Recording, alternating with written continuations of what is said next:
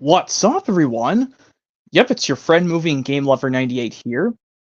Today I'll be doing a belated birthday stream for William Waldrip, since his birthday was just, well, 2 days ago. So yep, happy belated birthday, William Waldrip, and you are absolutely welcome to join William Waldrip as well as the other people, guests. But I need to address some rules. If anyone's screen is showing inappropriate stuff, or they're arriving too early, or if their screen is showing me inappropriate stuff or making inappropriate noises or any of that stuff, I'll have to kick them out of the stream or not allow them in at all. But swearing is technically allowed as long as you don't do it too much. And please no spam commenting. And if anyone else's screen is playing copyright music, I'll have to kick them out of the stream too, because I cannot allow that. And also, like I said, yes, swearing is technically allowed. So yep, now that I got that out of the way, let me go and provide the link.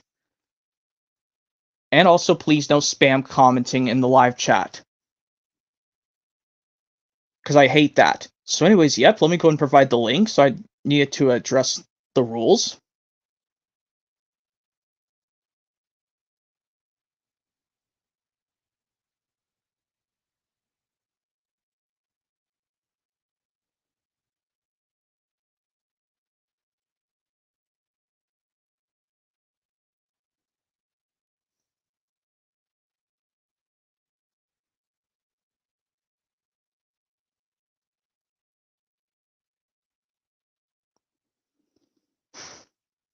Here, 3 times is enough, because a lot of people can see what I'm doing. So yep, happy belated birthday 2 days late, William Waldrip, because I didn't know your birthday was always going to be July 8th, because I know you liked enjoying that.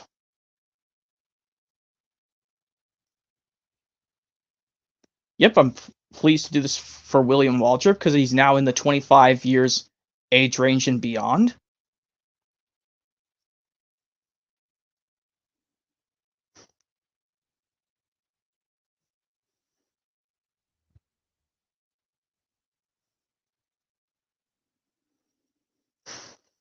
And oh, hey, Townsend V123 and VHS and DV Lover 66 says, I wish I could live chat, but I can't because I'm too busy. So sorry. It's okay, VHS and DV Lover 66.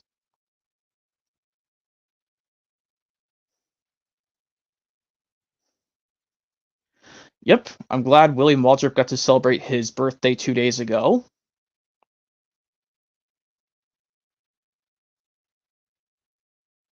And I know a lot of you guys have probably been doing a great job wishing him a happy birthday, which I've been doing a lot too.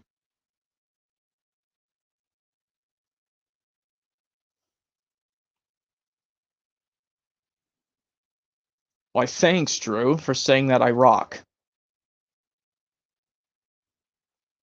Thank you, Lance Jackson, for saying Nice Buddy the Elf t-shirt, because I know, well, Christmas in July. Because there is such something as something called Christmas in July.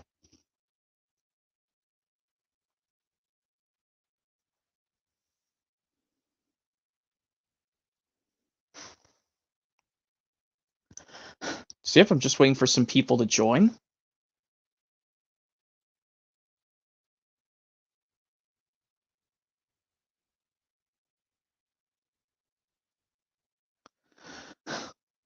Well, I know they take a while because it depends on what time it is in their area.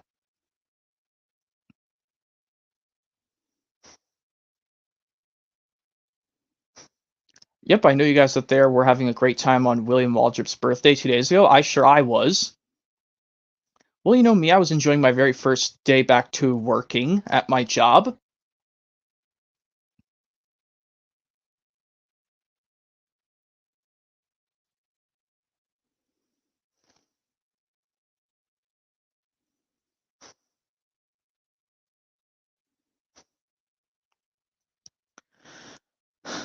And I know it's taking a while for people to get in.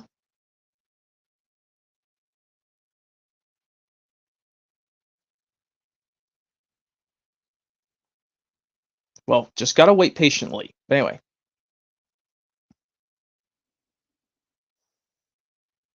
And you know, guys, that I've been doing an amazing job on William Waldrip's birthday, like myself, my personal self.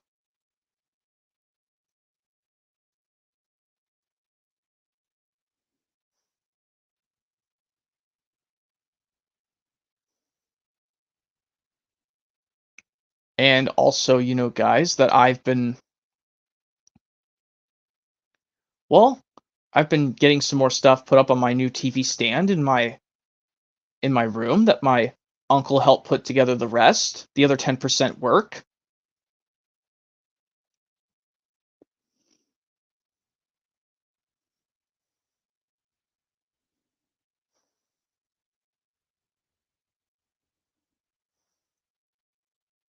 And of course, that I was doing something else really cool, guys.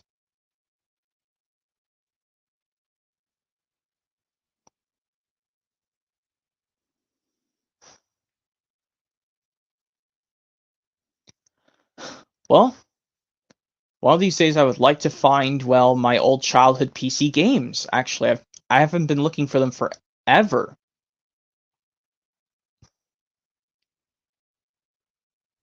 Who's coming? Oh, it's William. Let me delightfully add him. Hopefully there's nothing going to give him issues the second I add him, because that's another thing I forgot to tell the rules off. If anyone's screen gets an interruption the second I add them, I'll have to kick them out the second they get interrupted. Let's just see what William says first. Because I like to, see if it's not going to get him interrupted the second I add him.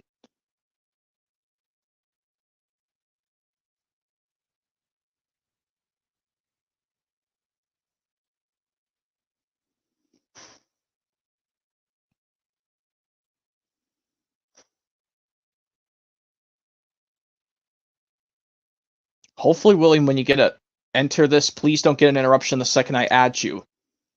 Well, I should be saying that to him, not saying it to myself. Okay, good. Hopefully just don't play anything copyright either. Partially. Yo, what's up, man? Hey, William, it's been a while since you've been in some of my streams. Yeah, been busy lately. Yeah. Been reorganizing my physical media and stuff. Oh, yeah. Well, happy belated birthday 2 days. Thanks, bro. It was a nice birthday.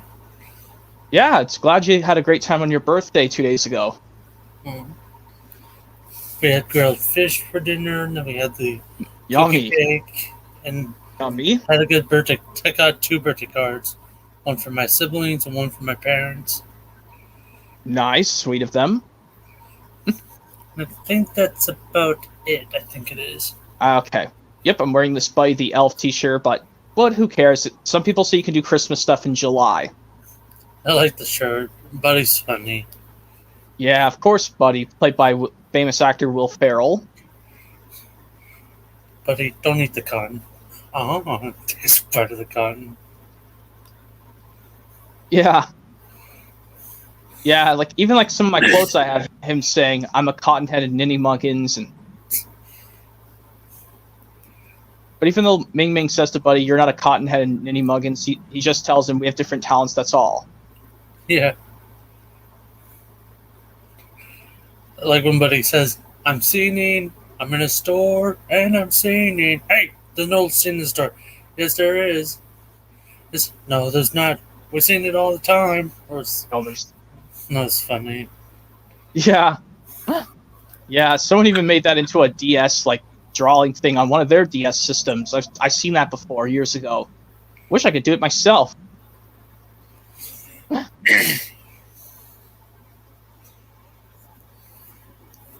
Yeah, lots of stuff to show off. I forgot a while ago was the 25th anniversary. Just a few days ago was the 25th anniversary of the Seinfeld show.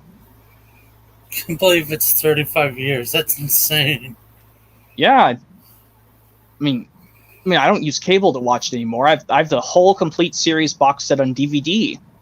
Well, I showed you the Seinfeld the complete series on DVD. Yeah. Love watching Seinfeld. Always be my favorite sitcom. Always on my top 10. Number 1 is Seinfeld. Yeah. And I don't know if I showed you these. These are the simple DVD only versions of Lady and the Tramp and Lady and the Tramp 2. But if I've shown you, okay, I think I didn't. Well, if I haven't, here it is. Here's the platinum edition of the original Lady and the Tramp, which I'm absolutely going to keep because a lot of people say, why should you get rid of that? But yep, here's the DVD version of Scamp's Adventure I like. Well, I mean, it is a cool release, yeah. And it has Bill Fagerbakke doing the voice, correct? Yep, as the junkyard dog Mooch. He's kind of like Bear. Well, he's kind of like Bear in the Big Blue House because he can barely keep his eyes being shown, but he speaks a lot like Patrick from SpongeBob. That's true. And of course, at least I brought some other actors who voiced the characters in Lady and the Tramp 2. We got Scamp voiced by Scott Wolf, but this sequel, Lady, is not voiced by Barbara Luddy because Barbara Luddy has already been gone for several decades. So this one, Jodie Benson now voices Lady instead of Barbara Luddy. I like Jodie Benson. She's a great actress. Yeah, and I even saw this thumbnail of Dan Finnegan's home media collection saying movies with Jodie Benson. It's like, wait, Jodie Benson's in the live action Little Mermaid from last year? That would be so cool if she did. Well, I mean, that makes sense. And of course, Angel's voiced by Alyssa Milano. Mm-hmm. And of course, save this the best for last. James Brown Jr., or I just like to call him Junior for short. Well, some kids are named Junior, the actual name. Where in this sequel, I watched it, like I said, twice. I watched it. I could tell Andrew McDonough voiced him. Interesting.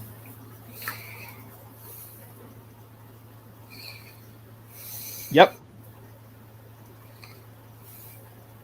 Yeah, it's even got some. Well, even Jock and Trusty are not voiced by the original actors because also Alan Reed was passed away after the original Lady and the Tramp came out. So that's a long time ago. Yeah, back in 1977, it was when Alan Reed passed away. The voice of Fred Flintstone, aka one of the dogs in the original Lady and the Tramp. And it's okay that you're late, Johnny Test Rocks, Superwise Sucks, and hello to you, this YouTuber, TYTMTV, I should say. I don't know how to say those abbreviations, but I don't even know what MTV stands for full words.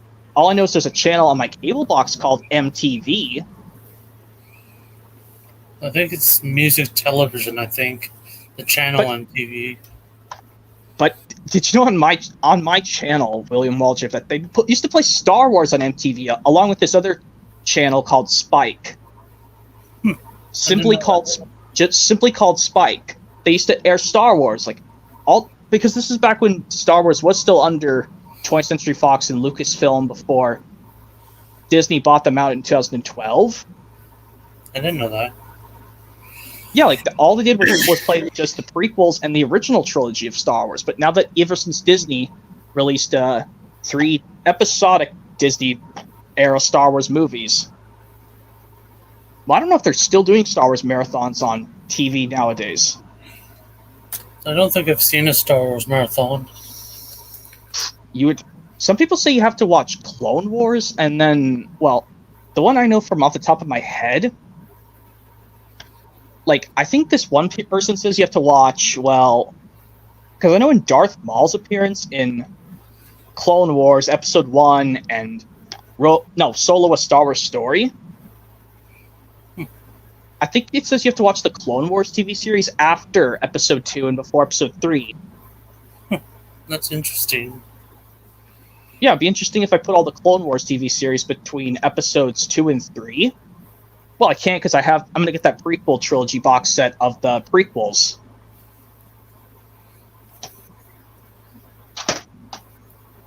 I think the coolest actor that came out of Star Wars is Mark Hamill, who plays Luke Skywalker. Yep, he's a great actor. I don't know if it was his birthday already, Mark Hamill, but if his birthday's already passed happy late birthday to him as well.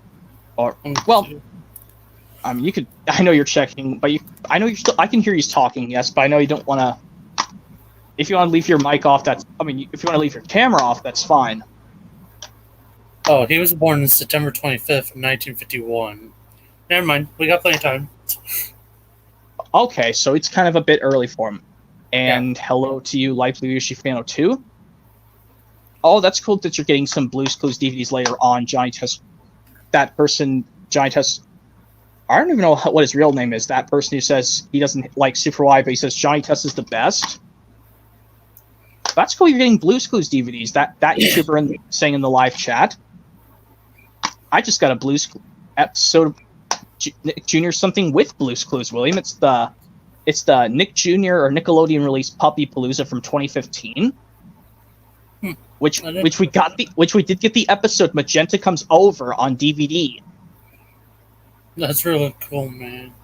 Yeah, but the only episode I have to sit through it on the VHS, but also because there's another episode on the VHS Magenta Comes Over, which is the episode What Does Blue Want to Do with Her Drawing?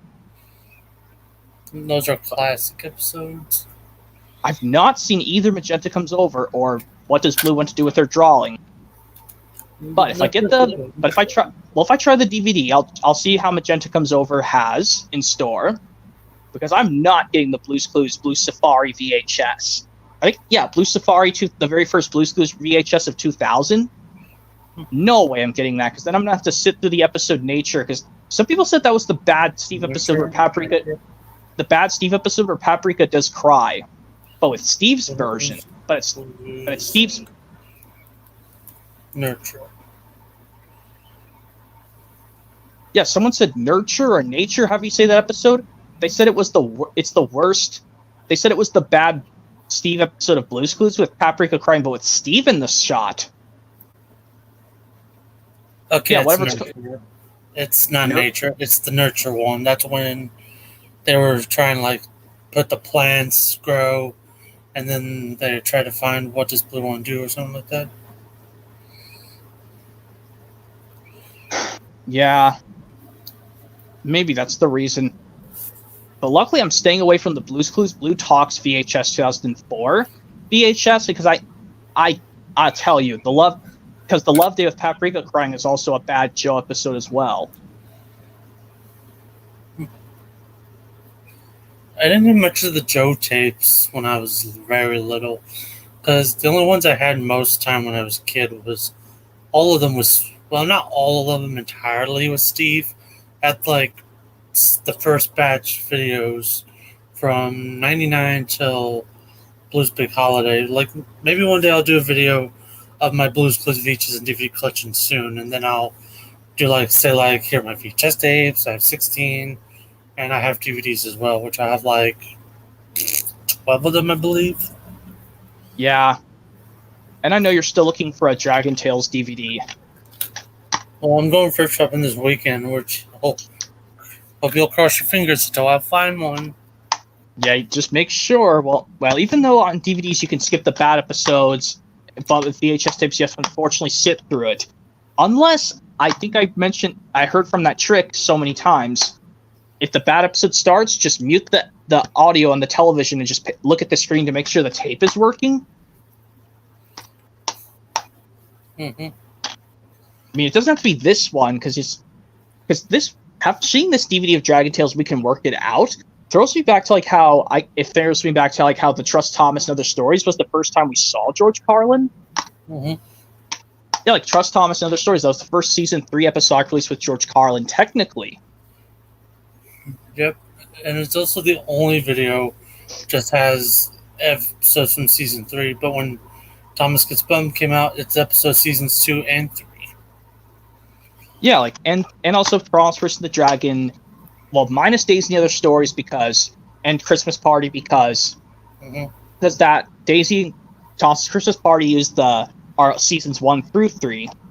Despite Christmas Party just reuses stories, and Daisy has seasons 1, 2, and 3. Just like the 1995 re-release of Thomas Gets Tricked with George Carlin. Because the reasons why is because, none of us have that George Carlin Thomas Gets Tricked re-release from 95, where there's 4 additional bonus episodes after the Thomas Saves the Day episode is over. Yeah, it has James Goes Buzz Buzz, Cal on the Line, Gordon and the Film's Visitor. What was the other episode? It was James in a Mess, Thomas Goes Fishing, a Cal on the Line, and Gordon the Famous Visitor. I remember now. Yeah. Surprised like we got the Thomas Goes Fishing George Carlin narration, but you can only find the Thomas Gets Straight VHS from 90. Oh, and William just left? Oh my. Oh, what the freaking shit hell was that about? But anyway.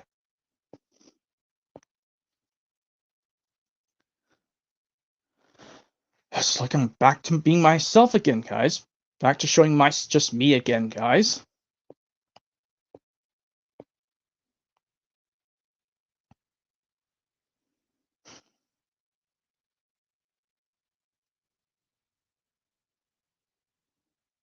Can we please? Can you stop that, Johnny Test Rocks? What is your freaking shit ass problem? Sorry for swearing, guys. Every time I wait a few seconds. I should be right back, guys.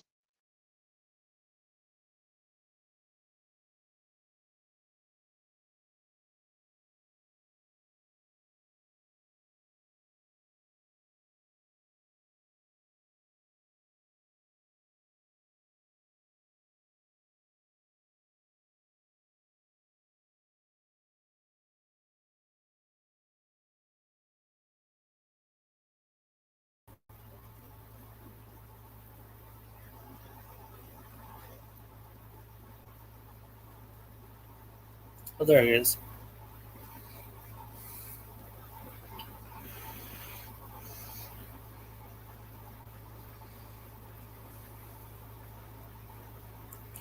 Happy birthday, Captain. He was born in 1997. No, wait, not. Let me try again. How did I go in? Oh, yeah. Have a happy birthday, Anthony. He was born in 1923. Have a happy birthday, Anthony. We never forget, enjoy your birthday today.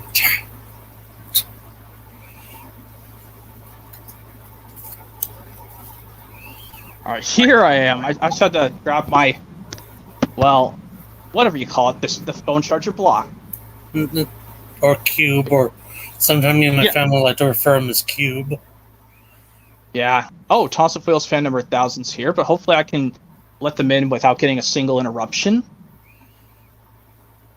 I'll just show you quickly, William, because I don't want to get them added, and then they just get interrupted the second they talk. Let me show you this. Well, yep, Mudglorious Mud, but look, I got the booklet for Mudglorious Mud. Awesome sauce, bro. Okay, good. Let me go ahead. I guess that's a yes then. Hey guys. Hey. Yep, welcome to William Waldrip's belated birthday thing. Yep, I know it's been 2 days. His birthday was. Thanks, guys. Yep. You're welcome. And also, here's my Zookeeper Blu-ray, but this is a DVD and Blu-ray combo pack. Zookeeper, that's a good movie. Yeah, some people say I don't know why it gets negative reviews, but come on, it's such a. I like it. But It's this funny. is what I do. Yeah, come on. Well, it was probably due to the people saying some audiences didn't really like it, but. Yep. So, yep. How's your day, Toss of Wheels fan number 1000? It was good. What's good? Yeah, we can do whatever we like in this stream. I can show you off some cool stuff, or we can do.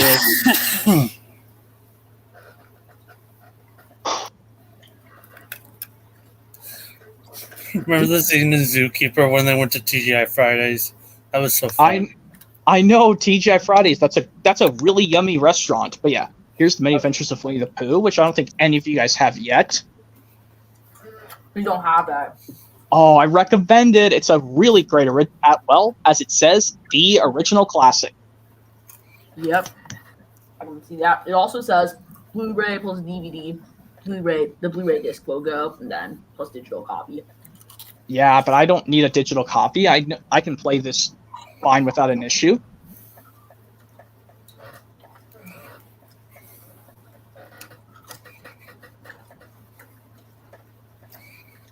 Excuse me.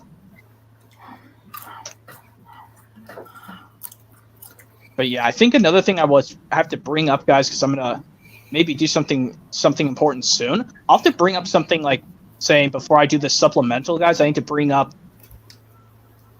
that the Thomas Way was not the very first Thomas release to show just English and Spanish in the menu. It was actually Track Stars, and minus the Anchor Bay releases, all those leading up to Engines and Escapades of the model series, those only had English and Spanish. What was the first Thomas DVD to feature the new Lionsgate logo? It was Animals Aboard, because Railway Mischief, despite it was the first Renaissance episodic release, that still contained the original Lionsgate opening. Yeah, but Animals Aboard up to Trouble in the Tracks, they used the newer style. And then there were the Thomas DVDs that were distributed by Universal. Like the first one being Engines to the Rescue, and then going on to Big World, Big Adventures. And then there was the stupid Thomas reboot DVDs that were distributed by N-Circle Entertainment. Yeah, even though I noticed something I think I shouldn't say this, guys. Even though there's one thing I noticed on someone's copy of the Thomas All Engines Go Time for Teamwork DVD, I noticed the Ghislaine logo was on the back. Because Ghislaine was originally called the Burlcraft Company, but then they changed to Ghislaine Entertainment after Thomas Magic Railroad in September 2000. But then at some point in 2002, 2003, Hit Entertainment bought out Ghislaine Entertainment. But you know how sometime in June of 01, Lyric Studios was bought out by Hit Entertainment in 2001. And speaking about N-Circle Entertainment with the Thomas reboot DVDs, which I don't like talking about, but I do love talking about N-Circle Entertainment, though, because... Yeah, they're a great company. I really like the N-Circle Entertainment DVDs that were distributed for Wiggles DVDs. From, like, It's Always Christmas With You to Wiggle House, which Wiggle House was with a NG Wiggles release. Oh God, yeah, piece of garbage Emma release. Wiggle House. Wait, that's an Emma release. Because I like the NG Wiggles. I like all the eras, but I can respect your opinion. Well, is it something I noticed about when Emma took over? Emma, Simon, and Lockie taking over Greg, Murray, and Jeff. I noticed that's in the very first Wiggles release taking off. They said that someone said that Greg Page made a small cameo. He did. Yeah, he did. Because in the just looked like a bushy mustache guy there, with glasses and a Charlie Chaplin hat, bowler hat. It's like, and I did. Yeah, and I also didn't. Yeah. Mm-hmm. There was a song in that video taking off. There was a live version of the Shimmy Shake, which was actually taken during the Celebration tour. And the Wiggles that were singing the song, well, Lockie was singing the Shimmy Shake instead of, like, Lockie was singing the song. And Greg, Murray, and Jeff were still in their skivvies, like in their yellow, red, and purple shirts, but they covered it with popcorn costumes. Oh, that's what happened in the first Emma release taking off? Mm-hmm. I mean, I wouldn't know because I don't care for Emma or or this other female Wiggle. Yeah, I think that was the current era. I refuse to go near that. Because like I said, I think I've told you... I'm gonna be honest though. The NG Wiggles is, for our opinion, we can respect your opinion that the NG Wiggles sucks, but we think it's good, but the new ones suck. Well, I do still want to get 2 new Wiggles DVD releases. Well, I could say I want to get these ones that combine all the eras, because, like, I think I told you guys this before. These are the Thomas eras that remind me of the Greg era and Sam Moran, and these 2 stupid new generation Wiggles eras I refuse to go near. The Greg era reminds me of Thomas Classic Series, Hit era, and Andrew Brenner era. And then Sam Moran reminds me of the Nitrogen era, CGI Miller. Then Emma one reminds me of the Blubba series, and then the stupid new T-Shy, however you say that person's name, reminds me of the T-Shy? Sahai. It's the one Sahai. with those fruit reality TV Wiggles too. There's 8 Wiggles. Come on, 8 Wiggles. Whoever makes Hey. owns. I'm gonna be perfectly honest though. Who doesn't like Lucia? You mean the daughter of Anthony Field? Yeah, like who doesn't think she's cute? I wouldn't know. I mean, I saw her cute as a baby, like, in the montage of this song in the Wiggles Greg release, Here Comes the Big Red Car. Yeah, but I mean like as a crush kind of thing, because I know a few YouTubers have. But I'm not gonna say their name because I don't want to embarrass them or anything like that, so. Yeah. And even like these ones, guys, if you get like these hit entertainment favorites that have Thomas, stay away from Angelina Ballerina at all cost. But if some of you guys like Fireman Sam or if you guys like Fireman Sam, Ballerina, but I'll respect your opinion. Yeah, it's a piece of freaking garbage. But I respect your opinion on it. But we like both the original and the CGI series of Angelina Ballerina. I don't really watch Angelina Ballerina too much. Yeah. I'm gonna say it's a good show, but we wouldn't watch it very much. Yeah. It wouldn't be one of our favorite shows. Yeah, Thomas would always remain the best. That would be one of the best shows to me, but I say the best show is The Wiggles. So, yeah. It's quite obvious because my username, it's The Wiggles, my profile. And, yeah. And I do all sorts of videos about The Wiggles, so. Yeah, of course, The Wiggles is the best and like show. my profile picture is technically Nintendo characters because even though there are Nintendo like movies or Nintendo video games. But yeah, also I want to bring this up, guys, since I didn't tell you this in the last stream. If you guys go to a Half Price Books, tell me if there's another copy of Dragon Tales. Well, these aren't the 2 song releases. These are ones with episodes. Tell me if you see another copy of Let's Start a Band and Sing and Dance in Dragonland, because I would like to have 19 Dragon Tales releases on DVD. Alright, that's too easy, because I don't really like collecting Dragon Tales home media, so that's too easy. I can try and find some Dragon Tales stuff, and my brother might sell it on his eBay store. We might sell it on our eBay store. Like I said, if you tell me if you see another copy of Let's. Oh, you have to go already? Yeah, we're gonna eat dinner. So. Okay. Yeah. I mean, there's still if you still got time, there's plenty of time to still join. Yep. Yeah. So. Yep. You guys go and have your. Yep. See you guys later. Hopefully. Hopefully. Yep. See ya. Back in a bit. It's just you and me again, William. They just had to go take care of their dinner. Yep. Here's my James Red Balloon. I'm still trying to find that CD edition.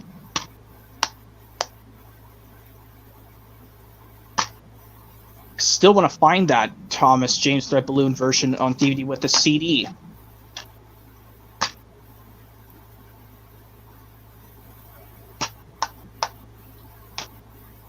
But yeah, I showed you the Mud Glorious Mud DVD, William Waldrip. Or if he's, well, I think he's muted.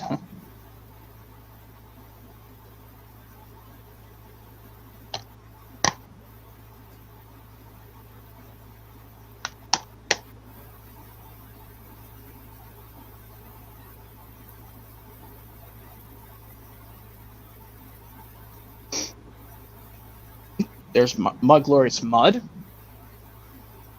Surprisingly, someone got this from Walmart back in September 2008.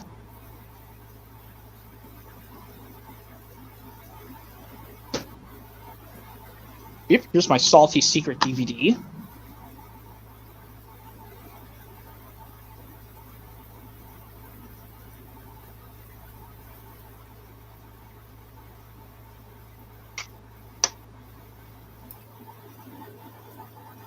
Well, I mean, he can hear what I'm saying.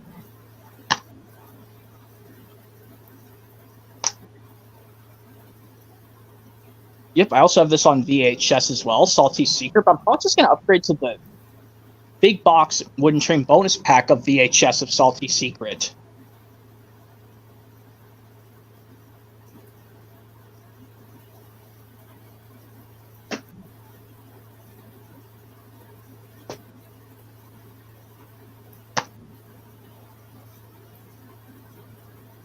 Here's my Percy's Chocolate Crunch with the CD.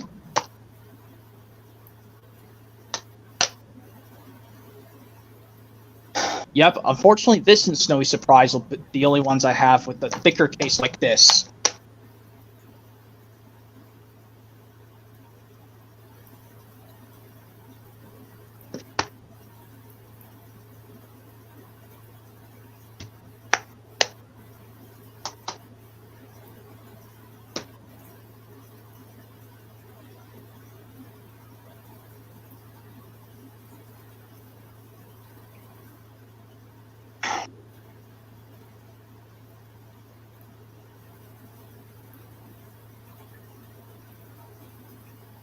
Yep, Oliver and Company. Like I said, I've said this so many times. My all-time favorite regular Disney animated film.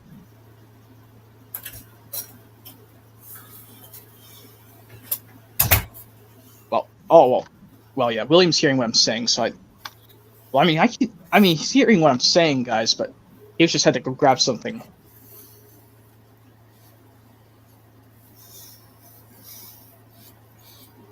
I don't run to the kitchen and get some more root beer to drink. Oh, okay. That's why you didn't. I know that you were hearing everything I was saying, so that's why you were. Oliver and Company. Yep. Like I said, this is Disney's 27th animated feature, but this was their very last regular Walt Disney animated movie they did before the Renaissance era started. I mean, this movie's easy to find on any format, but if you have if you have a Blu-ray player like I do, this is the easiest Blu-ray to get. I don't have a Blu-ray player at the moment, but I'd like to get one day. I mean, don't fear. These come with DVDs. So if you buy these on Blu-ray, that's not a problem. You can just use the DVD. That's what I noticed when I actually bought that Thomas the Great Race and Star Wars Force Awakens on plain DVD back in 2016. I should have just gotten their Blu-ray releases because I like their style Blu-ray cases, but I don't have a Blu-ray player. But they come with DVDs anyway. True. I still have the DVD to the Great Race. Like of Star Wars or the Oliver and Company film. But it's mostly DVD. Oh, you're talking about the Oliver and Company film, the Thomas movie, or the Star Wars film? The Thomas movie, The Great Race. Oh yeah, The Great Race, which I know. Maybe I should have kept those US only DVD only slipcovers of the US variants, but put the UK variants on underneath. Yeah, like with all those ones, even The Adventure Begins as well, but I noticed this is the US bear copy, but one's a UK bear copy, but I don't have a way to play UK DVDs, unfortunately. Like, there are multi-regions players on Amazon, which I was thinking about getting one from Christmas this year. So basically a multi-region DVD or Blu-ray player, whatever you call it. Yeah. I mean, it's like, I'm shocked, like, how did this guy get a UK Blu-ray of Toy Story 4 or any of that? Huh? Like, my DVD player, interestingly, can play US and Australian DVDs, but some odd reason it won't play UK DVDs. I tested, like, you know the Naked Gun movies? My sister has a copy of one of those films. We tested it out on my DVD player, but it wouldn't play the UK DVD. So I said to myself, well, looks like I have to get a multi-region player for that. I mean, I'm surprised they sell on. If you have to import DVDs from overseas. But I'm probably just going to get just the earlier's complete first season of Thomas, because the only reason I'm going to own that box set of the earlier's is because on the disc 3 there's a commentary of Sir Topham Hatt, where he does a commentary throughout the whole episode of Thomas and Gordon. Yeah, like sort of like director's commentary, like say like director Steven Spielberg or anyone else, really.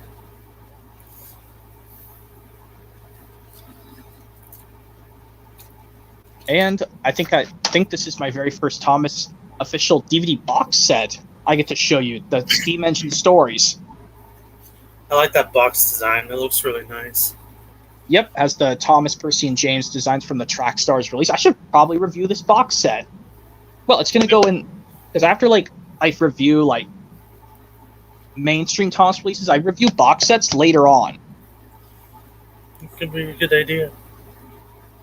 Well, even if, like, I know PBM's Video Entertainment, when he reviewed the Totally Thomas Volume 1 box set from 2004, he says it's a supplemental, like, whichever the one is the latest one in that box set, that's the one he does the supplemental to. Like, the one, Totally Thomas Volume 1 with Spills and Chills Make Someone Happy and Percy's Chocolate Crunch, he did it for the Percy's Chocolate Crunch DVD review supplemental. Mm. But for me, I'm probably just going to do the box set separately. I have the 3 DVDs in the box set. Yep, one of them being Track Stars right here. Mm-hmm. Do you have the other one? I don't know if you have the others, Tales from the Tracks and Come Ride the Rails. Yeah, those 2. Oh, you just don't have this cool box that is, or if you have the box, that's cool. That would be cool if I did have the box set, but I had them separately. I got them a long time ago. Yeah, at least this one I looked at this at Goodwill. It was the original DVD releases inside. I looked inside. But luckily I checked inside to see if the discs weren't stolen. Because luckily, I did not do this like in one of Lego Lover's vlogs, where this guy took the Tales from the Tracks from the box set. But luckily I kept it in the box set. I was being a nice guy. Like, here's the Tales from the Tracks, the box that I got. And like this one facing spine. Even though I have to have the box set facing spine, like this, I put the oldest released left, and then the farthest, the newest one on the right. Yeah.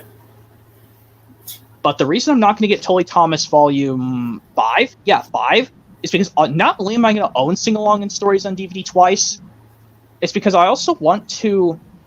It's also because I'm getting the double feature of the 2-pack releases, Thomas's Trusty Friends and On-Site with Thomas, but I'm going to put the discs in order, do On-Site and Trusty Friends at the back. That's a brilliant idea. And the plus is I have their booklets. And also I can't get Totally Thomas Volume 9 either because I have the double feature of Trusty Friends and On-Site with Thomas. And so I think the latest Totally Thomas Volume box set I'll have to keep out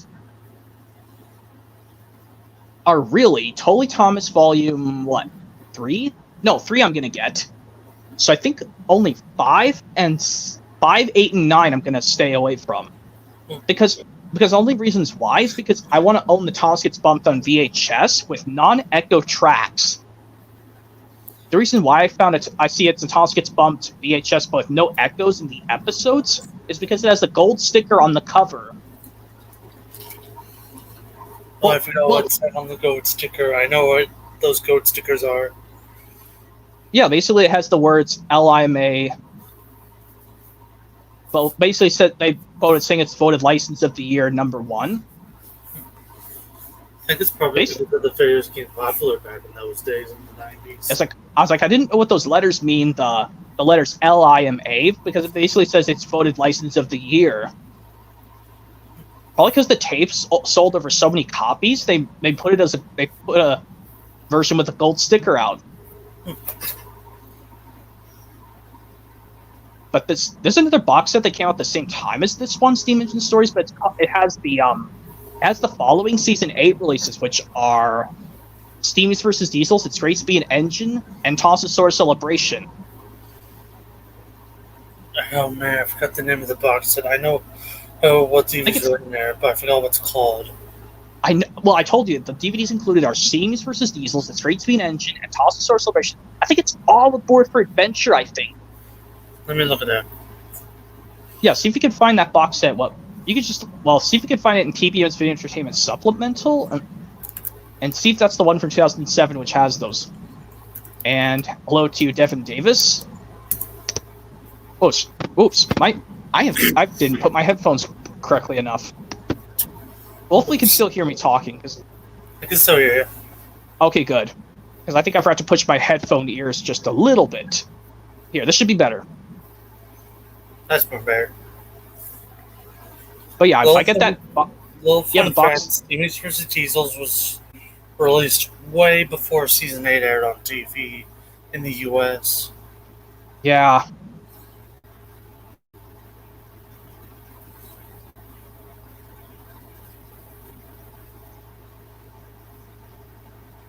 Yeah, it's...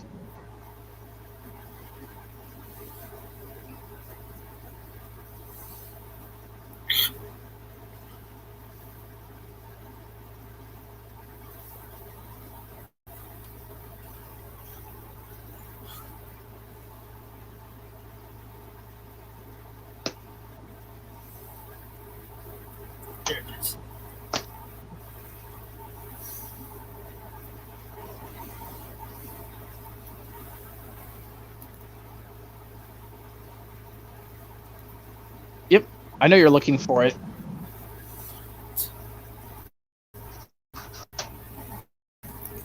I found it. It's called All Aboard for Adventure. Has Solar Celebrations, Great to Be an Engine, and Steamy's vs. T. It came out in 2008. 2008? I thought it came out in 2007. I thought that too, but it was released in 2008. Well before 20th Century Fox ended the partnership with Hit Entertainment on Thomas DVDs.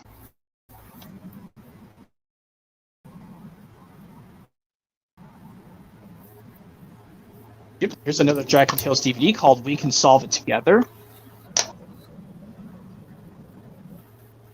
Which, yep, we all know this released the same month as Bob the Builder Tool Power, but Tool Power released after Christmas Day 2003. That's interesting. But this released the same day as Bear in the Big Blue House Practice Makes Perfect VHS and DVD. Maybe reasons I should get these Dragon Tales Season 2 releases on VHS, because there's no bad stuff in the VHSs.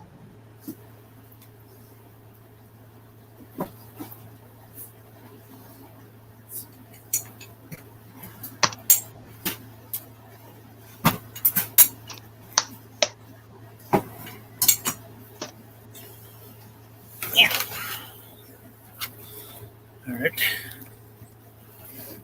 Here's my copy of Steam's First Easels. Yep, looks just like mine. But I don't think it's going to come with a book. Oh, it comes with a booklet. Nice. I really like this booklet. It looks really nice. I like this part of the booklet. Yep, does have the picture. It even has pictures from the back covers of the previous DVDs. Sure does. Except for this image of James, which I don't know what that's from. Actually, the Percy one on Percy's brother saying my whistle can blow just as loud as Airy Bird's horns would be a squished in picture on the front cover of the 2007 release of Carnival Capers.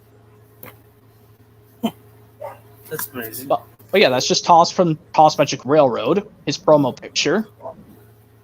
See, that picture teases from World's Strongest Engine. That's from Salty Secret, Middle Engine, Magic Railroad, but I'm not sure what pictures of these two are from. But like I said, I think that picture of Percy's from Harold and the Flying Horse. I think it is but it's just cropped in as a.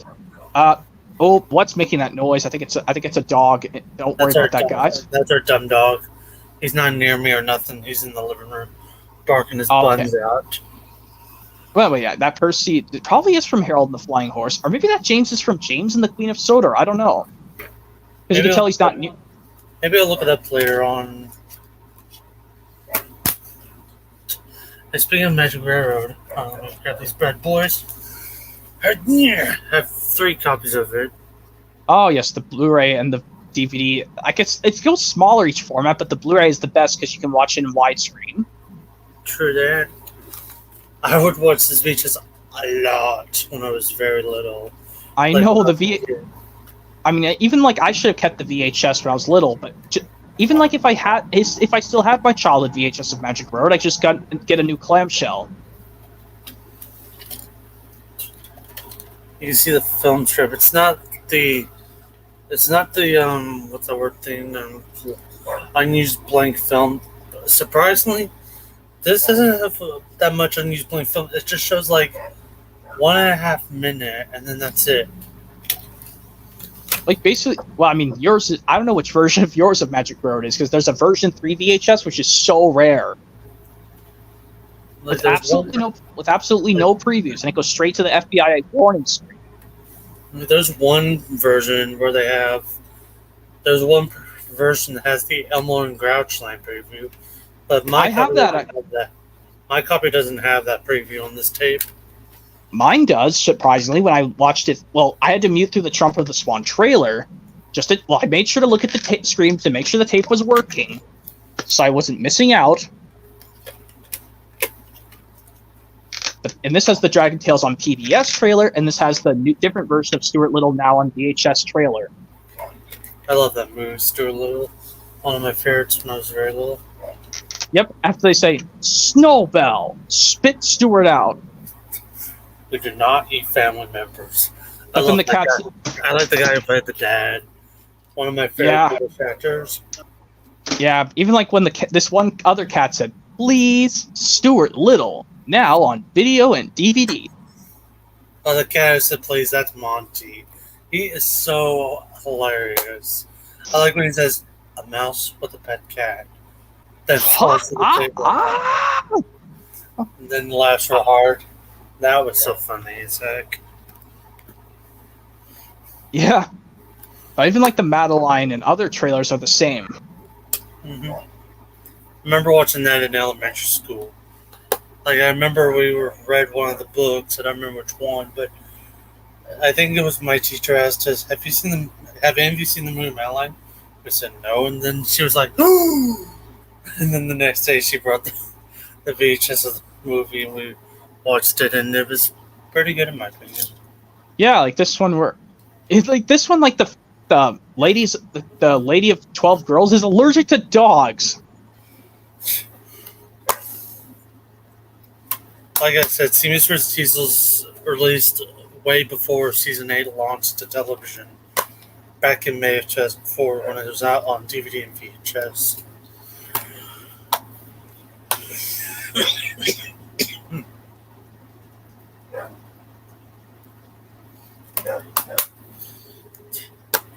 Solo, you silly dog. Here's my Mud Glorious Mud DVD. What's this? Excellent DVD. Look at this, the booklet. I have it now. That's good. Even though I should have just put it into another DVD saying, can I take this from another copy and put it into this DVD? In fact, I did it for the Tosses. I need it for my Tosses Christmas Carol, the advertisement for the revamp of the Builder, which is awful.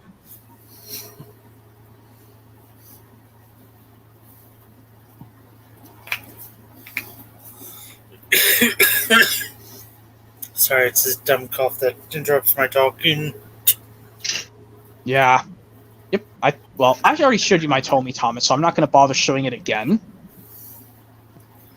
I still have the Tommy Thomas with me. It's now on top of my Thomas DVD collection, along with Toby. I need to get Toby. Oh, I mean, technically that's an easy character to get because Toby's both break. Like, these are the reasons I could just get these characters in any random order I please. Well, this one with Toby, like, I think like he's pulled freight cars, and he tried to pull the Express in season 10. Well, in the Green Controller, he struggled to pull the Express, and he tried to pull. Oh, people say it was a horrible season 10 episode with Percy the Green Controller. I think it's a funny one, in my opinion. Especially like the scene where James is painted like a bee. Yeah. Like, they use the old model James to make him yellow and black. Or they'll use his brass model.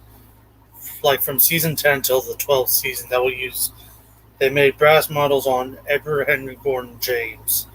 Not Percy. No, not Percy, because he and Thomas were the first. Because Thomas and Percy got their brass models first, technically, in Magic Railroad. Yeah. And then in the 12th season, the final season of the models, they had a brass model for Toby the Tram Engine. They made 2 brass models of Toby to give his original model a rest. Yeah. Nowadays, at the Haro Railway Museum in Japan, the models are there. Yep. And if I ever saw that, I'd be like, whoa, it's like I'm in an episode. Yep. I watched Calling All Engines last night, fun fact. Oh, you did? Nice. Some people say, some people, on Lucky Tug's review, he says, Thomas was the one who started the Diesels not liking the Steamies. Thomas was the one who started it. He should have gotten told off for all that stuff. True. And how they have to get annoyed with the learning segments. Even though the DVD, you can skip the learning segments on Calling All Engines. That's true.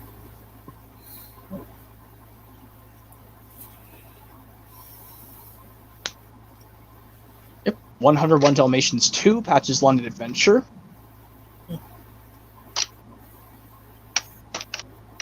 Shocked, I still have the coupon saying claimed free hardcover storybook. I like when VHS tapes come with some like product guides or anything like that. I really like that. I mean, these are way, way old. Uh-huh.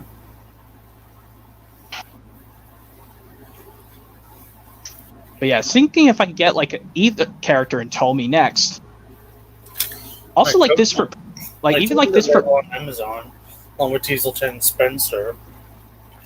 Like Diesel. Well, hopefully, like the Diesel 10 I get has his technically his happy face, but he's like it's like his evil happy face from Magic Railroad, not like that CGI one. Yeah. I mean, I don't mind either for a Trackmaster version of Devious Diesel, to be honest, as long as it's not the smiling one. Because technically, they just revamped his devious face on the Fisher-Price Trackmaster version. Mm-hmm. But I just like his Tomy devious face better. It's very, very well. Not Devious Diesel 10, because I don't know where you can find a. Well, they do have Diesel on eBay, but not Amazon. Just plain Devious Diesel, right? Like plain Devious Diesel on eBay, but what I mean is like Diesel 10 for Magic Railroad. It is normal happy face. Yeah, even like Toby, this Toby, I wouldn't mind getting at his Trackmaster Fisher-Price. Like it's still the same as his old Tomy model technically, except the eyebrows are just shaped differently on the Fisher-Price 2009 Trackmaster variant of Toby. Yeah, it's like a thin line. But this one that they curve it in the old Tomy model. Yep. Which I prefer the original look, because the original Toby, I remember when I had one as a kid.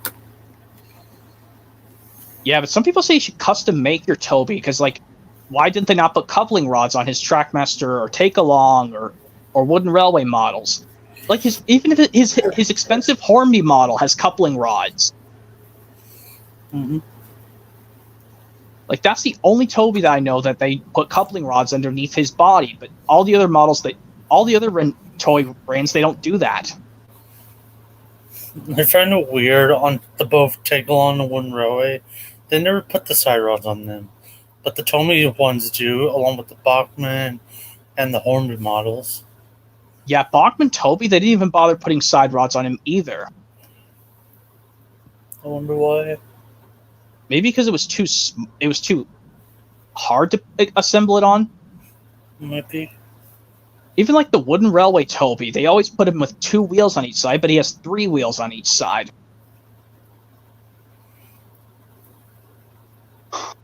Yep, I do have most of my iCarly DVDs.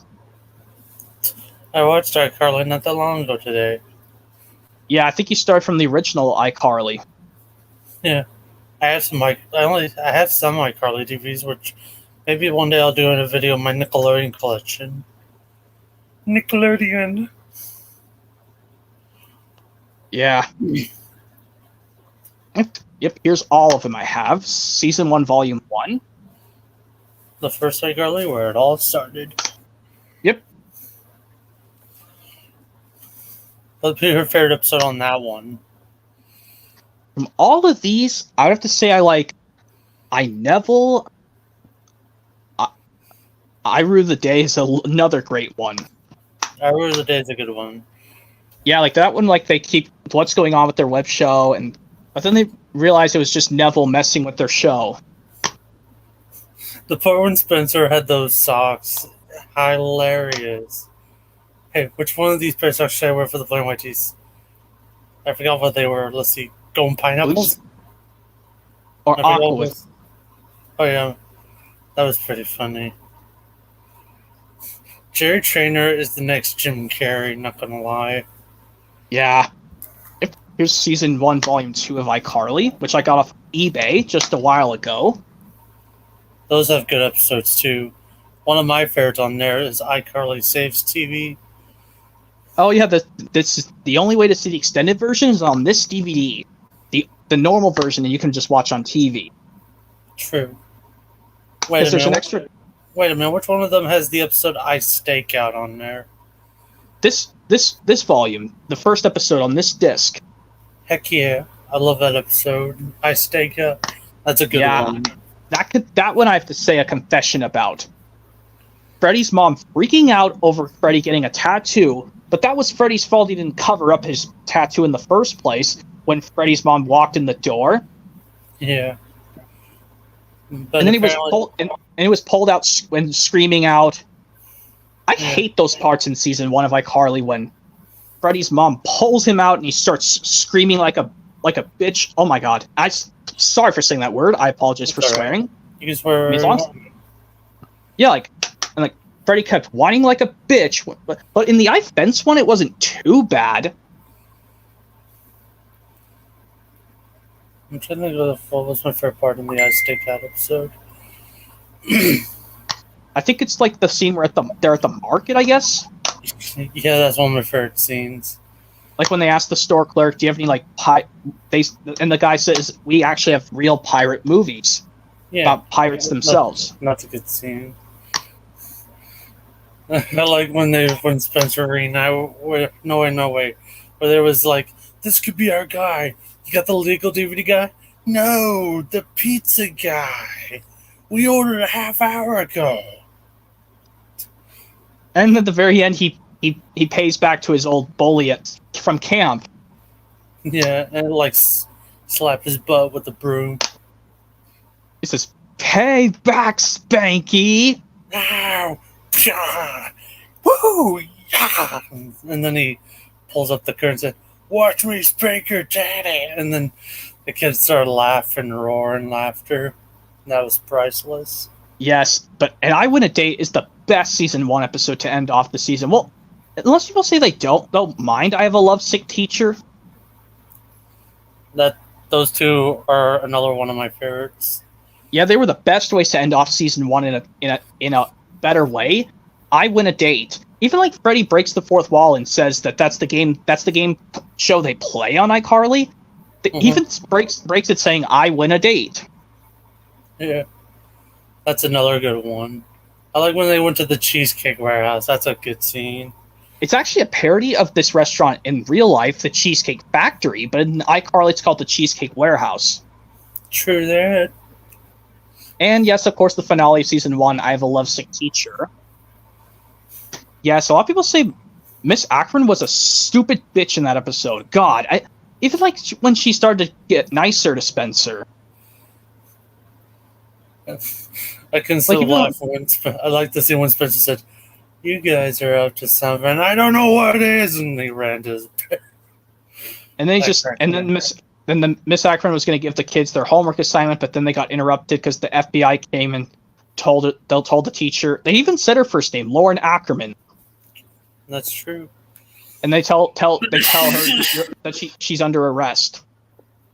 Yeah, for putting illegally downloading 500 songs onto the Parapod that she got for Spencer. And then she tells Freddy, "You set me up." That's a lie. No way, Sarah. Oh yeah. And then they cheer excitement that their lovesick teacher is gone. And then Freddy suggests we should go tell the principal, Franklin, that our teacher's been arrested. But they decided they should go ice skating. But come on, students, you still have school to go to. Wouldn't you get in trouble if you missed some of the school day if you just did that instead, since your teacher got arrested? I think it's best to tell the principal what happened. This is the first way to start off season 2, iCarly season 2, volume 1, which a lot of people say, man, this is some of the best episodes I've seen in this set. Like Christmas, I Go to Japan. What's the name of that one? I stayed. Correct me if I said this. I staged in Intervention. Yeah, like this one where Spencer won't give up his obsession of the Pack Rat, which is basically a parody of Pac-Man. True. Fun fact: that episode is directed by Jonathan Goldstein, who you might know as the role of Josh's dad in Drake and Josh. I was surprised by that too. And like I was like the first time I seen it when it was on television, I'm like, that name's familiar. And then I looked up online, I'm like, Jonathan Goldstein, and I looked it up and I was like, you mean to tell me that an actor from Drake and Josh directed an episode and I was mind blown. And then I was like, well, let's watch more iCarly then. So we're back to the couch to watch the episode. Yeah, and like even like this, the only way for Spencer to give up obsessed playing pack rat was to beat some girl that dropped off the earth years ago, some Sasha Stryker girl. Yeah, Sasha Stryker, that's her name. Like they said, like online, they looked online saying she was the best pack rat player in the world. Uh-huh. But I Owe You is one of my favorites. Like, because I love getting money. Like, Yeah. Carly and Freddie need Sam to give them money back that she owes them. Yeah. But eventually they got letters from children, and then they got money, but then they had to try to give it all back. And then meanwhile, Spencer was trying to sell fudge balls. Classic. I mean, fudge balls are a parody of Girl Scout cookies, but anyway. Yeah. Just like we told you, yes, we know fat cakes don't exist in the actual real world in real life, but they're a parody of some snack in real life. Snow cones. Yep, snowballs, wherever you say that. What are they called? Like, I like to refer them as fat cakes when I was a kid.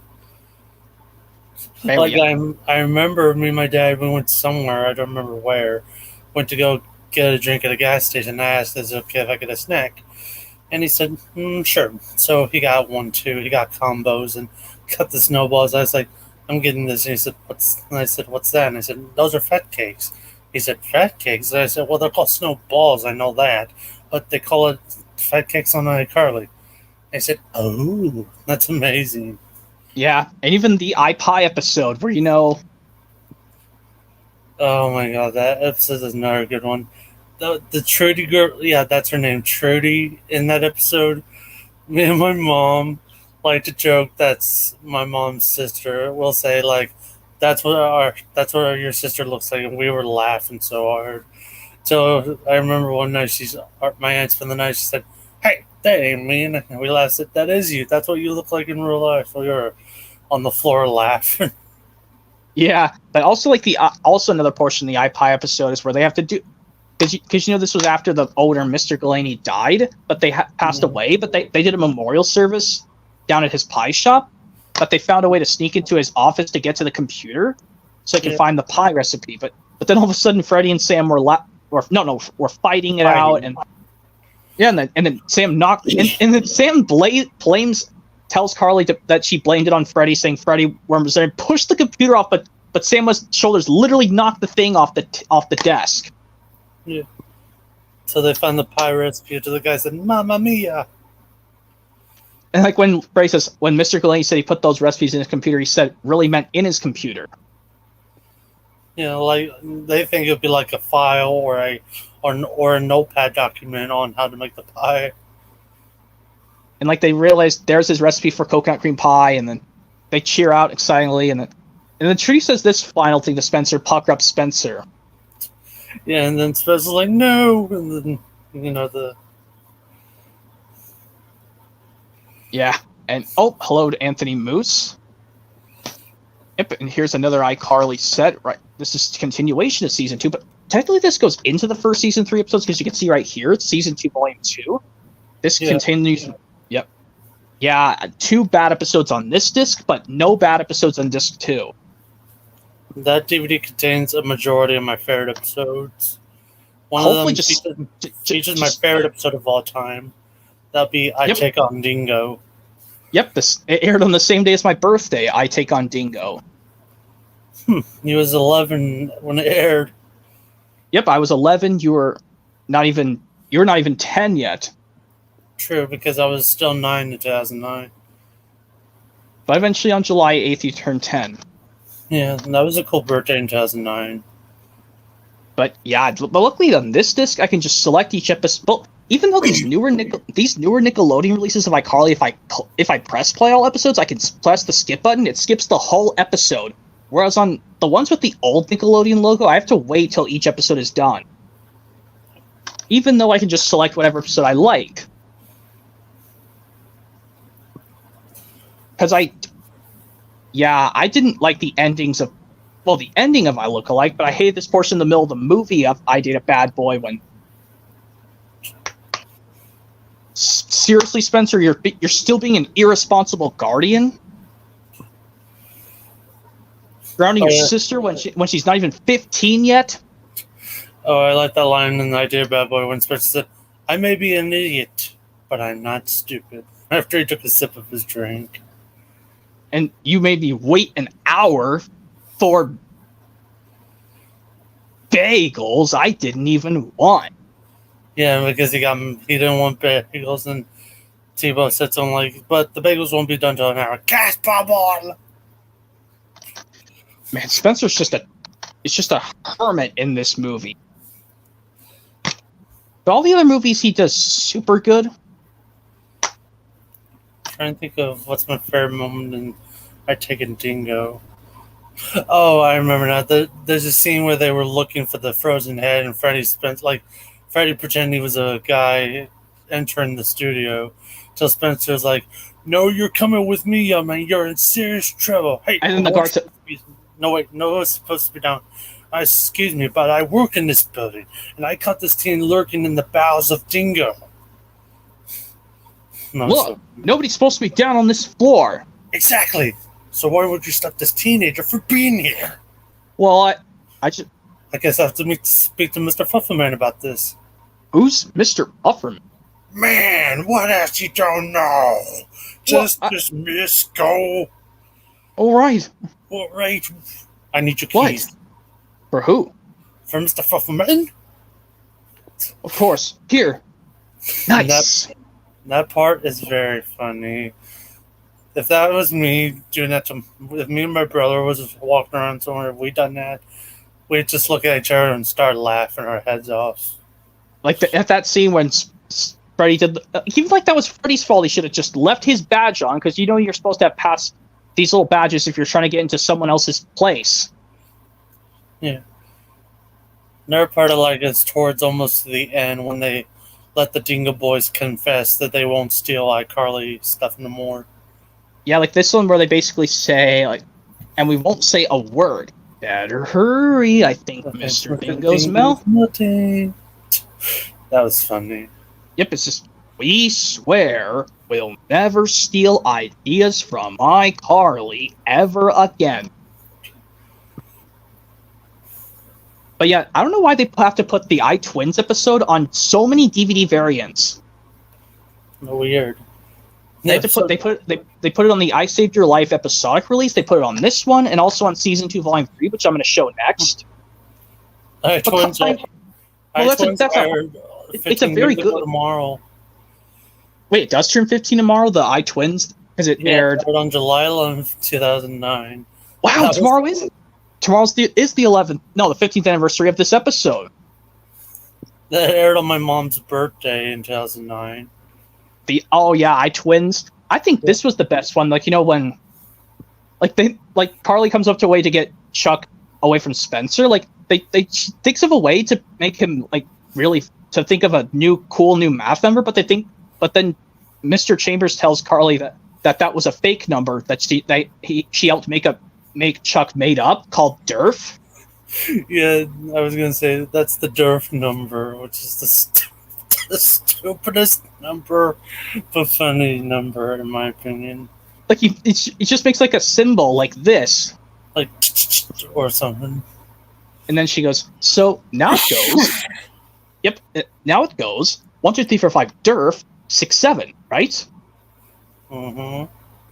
And so it goes. Then it goes 13, 14, 15, and then it goes DERF teen. Oh, wow, you really catch up.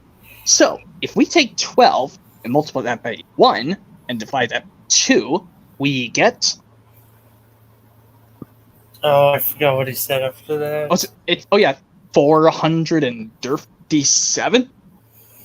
Yeah, that awesome.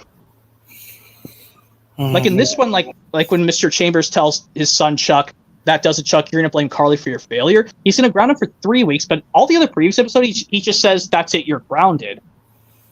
Yeah. But this one, he says, "I'm gonna ground you for 3 weeks," and then Chuck cries out, "Dad!" And then Spencer tells to Mr. Chambers, "Mr. Chambers, I too had trouble with math when I was a kid. So my dad sent me to math camp for the whole summer. Math camp. Math camp? Yeah. Here's a brochure. Hey, Camp Atma. This is perfect. Enjoy your summer, Chuck. Yeah. Chuck. And of course, this one person on YouTube says this is his favorite iCarly TV movie, I Fight Shelby Marks.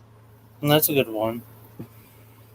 I think this is the first time Victoria Justice comes in iCarly before she comes back in the crossover. I Party with Victorious 2 years later. Yeah, because Victorious was, I think she was in Zoe 101, then she appeared on iCarly, so she won't get her own show. That'd be Victorious. Yeah, even like in this one, I think this iCarly TV movie is probably gonna turn a specific age this year. Whatever month it aired back in 2009. Yeah, I think it would. Because the iTwins aired in July 11th. Mm-hmm. So I think this would have to air somewhere August or September of 2009. I Fight Shelby Marks. I'll have to look it up later on. But yeah, the I Fight Shelby Marks one, this is where we see another instance with Victoria Justice.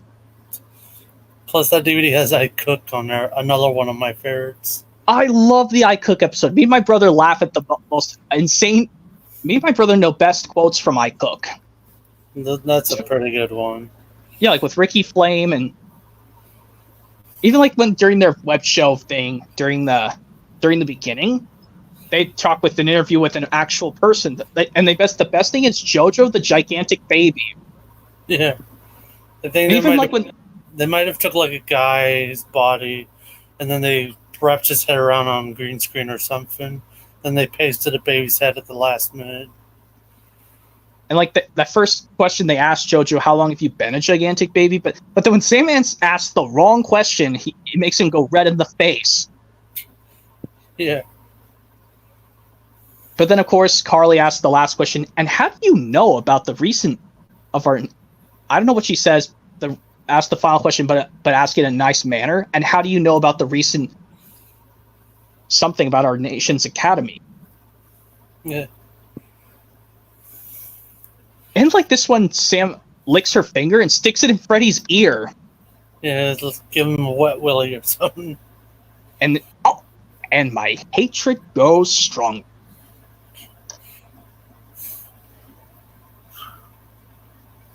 And I'm not going to open this. Well, I'm not even opening these up. The Tier Season 2 Volume 3, the last of the rest. This is like the last of the one of iCarly's to feature the original bouncy music before it goes upbeat with jazz music in the next season. There might be, but I haven't paid attention to the intros and differences. Oh man. Yes, here's the one where I say, even though I like that iTwins episode, why do they have to keep putting it on several DVDs, Paramount? And that DVD is the only one with 3 discs as opposed to the 2-disc set. Yeah, because there's so many episodes, I guess Paramount decided to do a 3-disc pack. Okay. Yep. But yeah, there's 2 bad episodes I hate on these discs, and 1 bad episode on this disc. This one on disc 1, I hate I Have My Principles. I was like, Tim Ross, can you please not use that gruff tone of voice towards the end? Can you please just say it in a normal voice? Who?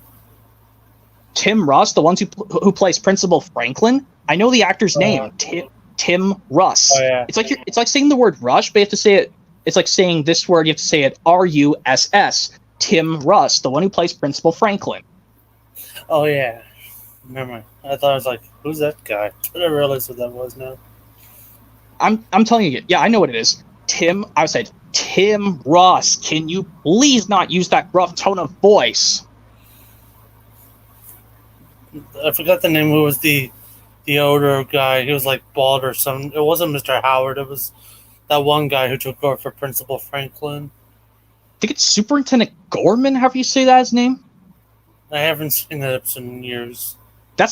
Even though this is a bad episode, this is the only episode we see him, Mr. Intendant Superintendent Gorman, Principal Franklin's boss. Yeah. This is the only time we see him, and like the meeting, and that when they have that meeting at the Groovy Smoothie, Yeah.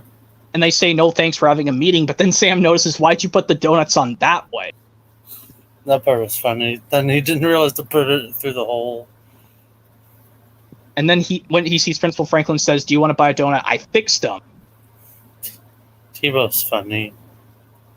Yep, the Boogie character who plays Tebow. Yeah. I think that's his name in real life. The actor who plays Tebow, his real name's just Boogie. Yeah, but what was funny, the letter I is lowercase and it's upside down. Yeah, but even like, oh man, some people say they hate I Move Out, the second to last episode of iCarly from 2009, before the movie from December of 2009. This aired November 2009. I Move Out, which some people, Sophic wiggled back in one of his videos. He says he hates I Move Out because Mrs. Benson being such a prick to Freddy. I like the episode because they have random pets to come take pictures of.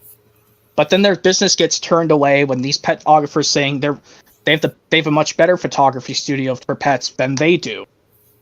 Even like they reference to the I Want More Viewer, they reference all the way back to the I Want More Viewers episode in season 1, when the same officer that came to take Spencer home, Yeah, was the same. The pee on Carl reference. Yeah, like when he basically said, "What's the attitude? I haven't forgotten about pee on Carl." Yep, back to the I Want More Viewers episode of season 1, but this episode is almost at the end of 2009's portion of season 3 of iCarly, aka season 2, volume 3. Hmm. But the I Quit iCarly TV movie is another great movie. I remember me and my family, we watched that on the day when it first aired. That was pretty Yeah. good episode. I was like, wait, oh man, is this really going to be the true end of iCarly? Then, even though they said in Ice Cream on Halloween this would be the very last iCarly, then this movie said this was going to be the very last iCarly. And then they thought, well, that I Shock America would end them forever. I thought of that very funny moment. I like it, and I quit. I call it like Spencer was going to take a shower, and Freddie, like he asked Freddie to watch, like so Spencer could see the TV through the mirror. Then Freddie said, "Is that a mole in your butt? Don't look at it." And like you can hear Dave's dad yelling in the background, and Fleck is like, "Dude, your dad is loud." Yeah, because they had like purple wigs on, purple suits, or where they are, and then they had the car purple. And like Fleck, no, Dave freaked out saying, "How did my dad's car get all purple?" Yeah. But then like all of a sudden, like when Carly goes to talk to Dave, asking, "So your dad was very angry?" Yeah. And like he explained, first he yelled, then he smashed his laptop. Like that was an irresponsible father to just break his son's laptop with a hammer just because someone painted his car purple. And that was literally Fleck's fault. Excuse me. His dad should have told Fleck off. Yeah. A little fun fact, the kid who played Fleck previously worked with Miranda Cosgrove in Merry Christmas, Drake and Josh. Oh yeah, the guy who played Fleck in this movie. Well, because actually Miranda Cosgrove did make a guest appearance in the Merry Christmas Big Time Rush special along with Snoop Dogg. And that was a really cool guest star I've ever seen. I still have to get Big Time Rush. I saw the season 1, volume 1 set, but I didn't buy it just yet. I have Big Time Rush somewhere in my room. Like I said, I'll probably do a video on my Nickelodeon collection soon. Yeah, and yeah, I know the rest. These are good, but yeah, can I tell you now? I Fix a Pop Star's even. I think that's his worst. I think I'd rather watch Rock the Vote more. Fix a Pop Star's a good one in my opinion too. But I hate the portion towards the end of the episode, like when seriously they left the baby with the iCarly team. I was like, stupid Paramount and writer of I Fix a Pop Star. What is your shit ass problem? I can't stop laughing when Spencer said, "I feel like I kissed Gibby." Even like when Carly comes home from school, she pulls her shirt up and she waves her hands on her belly button like that. Just like they do in that one particular theme song thumbnail of iCarly. Towards the end of the theme, they would show them rubbing bellies. I remember me and my siblings would laugh at that. Yeah, but for this one, this person, yeah, another one with Savage Wiggle, when he had this set, he says he hates the iPsycho TV movie because of Nora being a stupid bitch in that movie. Well, not really a B4 dasher, but she's being like she's a cell prisoner. She's a psycho prisoner. She kept the iCarly kids trapped in her basement. iPsycho's another one of my favorites. And even like they have to do something to help Gibby come to their rescue. They have to pretend it's his birthday, but it was a while after Nora's birthday. Yeah.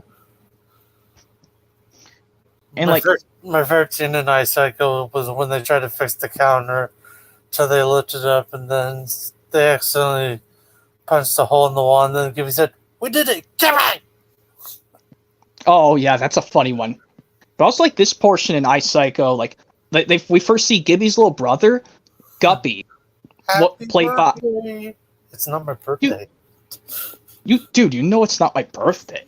I'm surprised this aired on the 4th of June 2010. iPsycho. 11. No, wait, hold on. Yeah, 11 days before your birthday, I think, or maybe 9 days. 9. June 4th is when it aired. Yeah, and yes, can you believe that this episode, I Beat the Heat, aired the same day as these other Nickelodeon shows got an episode where it was a really hot temperature? Yeah, I Beat the Heat's another good one too. I don't like it as much because not only did I hate the ending portion, but I hate it when there's so many people in Carly and Spencer's apartment. Because the reasons why they had to leave them in Carly and Spencer's apartment, because all their apartments didn't have electricity and their temperatures are not good enough. That's why they had so many random elderlies and random other people in their apartment. It just drove me nuts. I just didn't like that at all. But one thing I would say, one thing that made me laugh, Mrs. Benson's rhyme. Oh yeah, it's like when she says, the elderly start to die or something like that. Yeah, and even like this, even when Spencer opens up the door and he sees Mr. Chambers and Chuck, he screams out in surprise, "It's Chuck again!" And then he tells him, "No, you guys just have to find somewhere else to find with air conditioning." But then all of a sudden, this girl is Mr. Chambers' daughter. Gia. And he realizes, "And you're Chuck's sister?" And then he tells him, when Chuck gives him drinks, Spencer took a drink and didn't like the drink, and then he took another sip and he said, then spits out, he said, "Do you like soccer?" And even we saw the same Marty guy from Iron Rage Gibby, but this time he said his real name. Yeah. He says Marty Clemish, 7C. Another good character. You know what that episode I Beat the Heat reminds me of? It kind of reminds me of the Drake and Josh episode, the Drake and Josh thing. You know, in that episode where they get tons of people coming into their house while their parents are away. It reminds me of that every time I'm like, why does it remind me of that Drake and Josh episode a lot? Yeah, what a shame, honestly. But I'm surprised, the Victorious one, where they're stuck in a place with very hot temperature, and even this True Jackson VP episode, those two aired the same day as this, back in 2010. iBloop is another good episode too. Oh, the iBloop one, you should get this set and laugh at all the bloopers they mess up at. Yeah. Especially when Spencer's and Jerry's screw-ups. He actually calls the sour milk sour cream. Yeah, but they're different. Because come on, sour cream is like a something you dip your potato chips in. And but sour cream's good for potatoes and tacos and burritos. But with this one, with also when they say sour milk is in the I Won't Cancel the Show episode earlier, they say how can you make the milk so sour? Because if you leave the milk sitting in the sun for several weeks, it goes sour. It would be stinky. and horrible. Don't ever taste sour milk. And even like they're trying to say their sentences and I bloop, and Yeah. even like some like even like in this portion when Freddy tells him watch the TV swing out, he tries to make it swing out, but then it's stuck in place.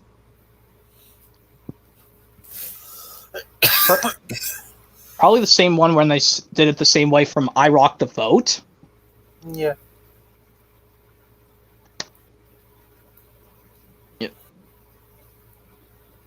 And of course, the last one before we get to mediocre iCarly, the complete third season. Season 3 wasn't that bad. It was actually pretty good. Yep, this is the picture of Carly, Sam, and Freddy that Drake and Josh... Well, no, Jake Martin, I should say. Yeah, well, he used Drake and Josh as well as this. He used this picture, Jake Martin, on my birthday post. Well, on this collage post he made for me because he knows I like iCarly and Drake and Josh. So he used this picture and a different picture of Drake and Josh on a collage he did for me. This is the exact same picture right here. It looks really nice. Yeah, but this one I gotta explain out. Why did they put the I Pity the Neville episode as the last episode on this disc? Couldn't they just put the I Start a Fan War movie on here and put I Pity the Neville here on disc 2? So that way we're not so confused? Because apparently we never got the episode I Halloween where it happened just a year ago in the I Pity the Neville episode. Uh-huh. But for some reason in that well, I like the I Halloween episode. Why does Neville complain to his iCarly helpers saying they were supposed to help him with that accident with that little girl, but they did help him in I Pity the Neville, and he still gets furious at them? Come on, writer of I Halloween, you can do better than that. Well, because we never got the complete 5th season of iCarly on DVD. One of my favorite episodes on there is I Start a Fan War. That's roots. Yeah, even like this one when they're in the drive-thru with Gibby, Guppy, and his grandfather. And that part's funny as heck, man. He keeps telling them, "Do you have any soup at the restaurant?" The drive-thru guy says, "Sorry, we don't have soup here at our store, sir. Choose a different selection." And he keeps complaining to it over and over and over again, and the guy tells him, "Seriously, sir, I can only offer you what we have on our menu right now."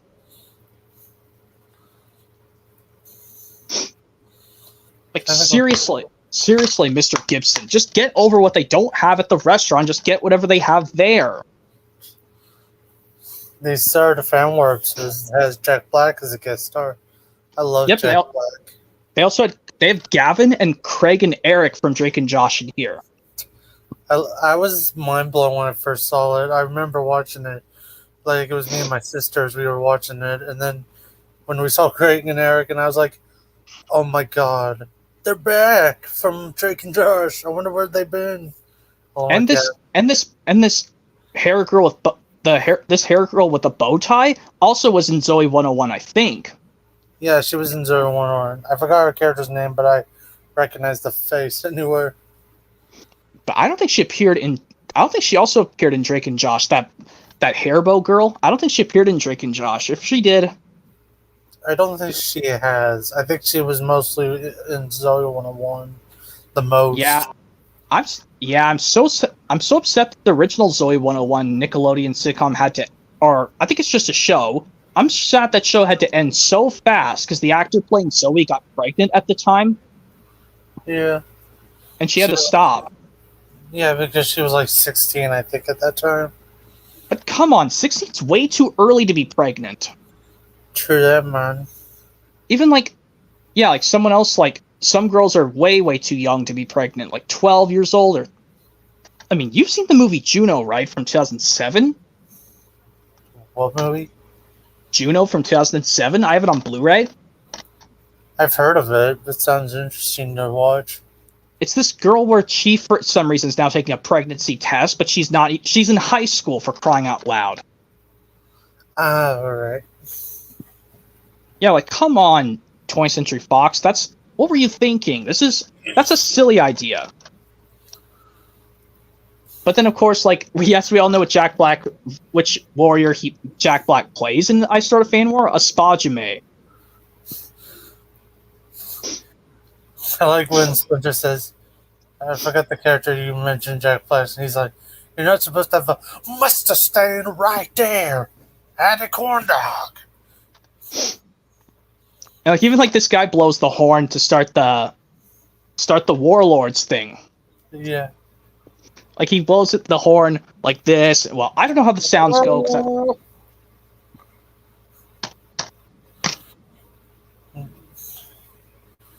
I think of another episode I like on there. There's also, oh man, I Hire an Idiot is one of me and my brother's favorite episode from this season. That's a good one. Apparently, they hired an idiot called Court. Well, how he splashed lemonade all over Freddy's laptop that cost so much money. Yeah. And they were not able to do iCarly for the rest of the episode. Yeah. I like when Court chunks the parapet, write notes, and then Freddy said, like, "This costs $800. Dude, that's insane." Grabs a notepad out of nowhere. You can get these for $1. And also, and of course, Freddy starts to count down from 5 to 2, but then all of a sudden, Court says 1.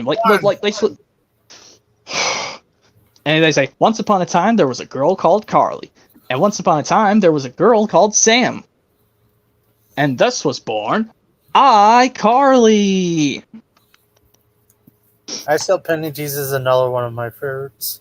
Yeah, even like this one references all the way back to, I believe, in Bigfoot, when Spencer tells this man who's Gibby's bus driver and this Uzbek girl that doesn't even speak fully English. He asks them, "Wait, have you heard of a beef coon? A creature yay wide, yay long, head of beaver, rubber raccoon." And he doesn't even make the sound of the beef coon, where it goes. There's something like a. Yeah, the I Sell Penny, the I Sell Pennies one, even at the beginning, references all the way back to I Want to Stay with Spencer. Even like at the end of iChristmas, Carly notices everything in the iCarly studio is back. She notices that she still references the hammer that almost hurt her from I Want to Stay with Spencer. It's also in this movie too, and they reference back all the way to I Promote Tech Foots from season 1. They also reference. Well, they didn't reference it, but you could see the spy pie cam from the episode I Spy on a Mean Teacher, which if I had that would be cool to have. Yeah, you can get the season iCarly volume sets. They're easy to buy off eBay or Amazon. This is season 2, volume 2. I just bought off Amazon. Along with the Mr. Rogers' Neighborhood, It's a Beautiful Day collection, which I think I could show you. Sure. Let me just grab it really quick. I'm going to get something more to drink real fast.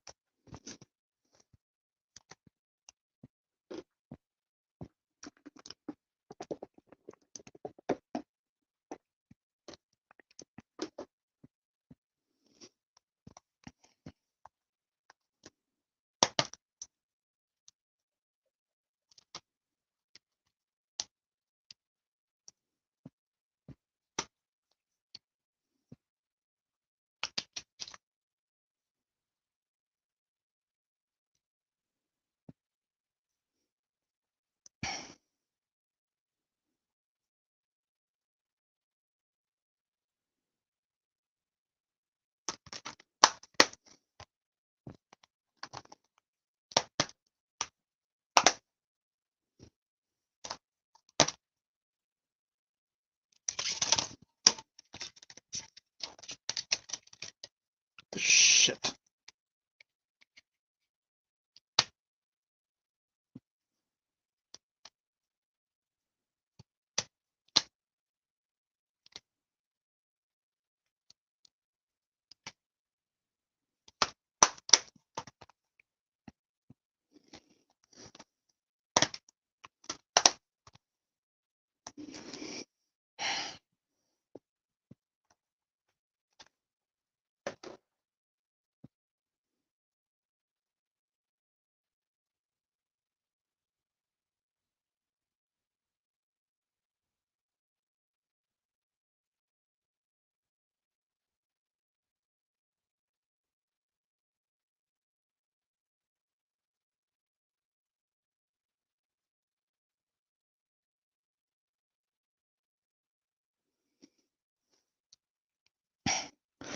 Well, William's still muted, guys, but I just want to grab something to show him.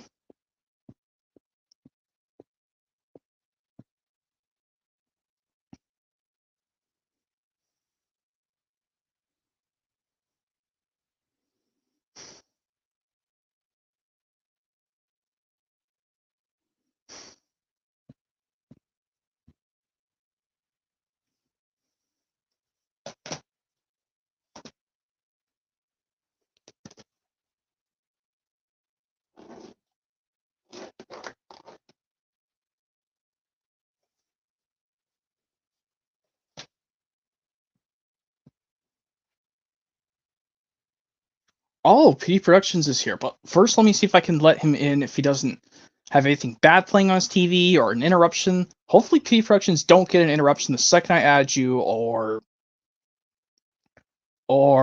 yeah, get an interruption the second I add you, PD Productions. Don't play anything bad on the TV just to give me issues, or please don't play anything copyrighted.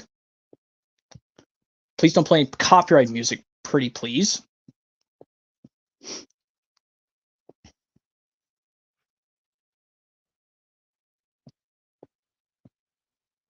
Okay, hopefully there's no bad movies playing on your TV. That's the most thing I'm concerned about. Hopefully see if there's anything good playing on the TV, or hopefully maybe have your TV off just to be sure.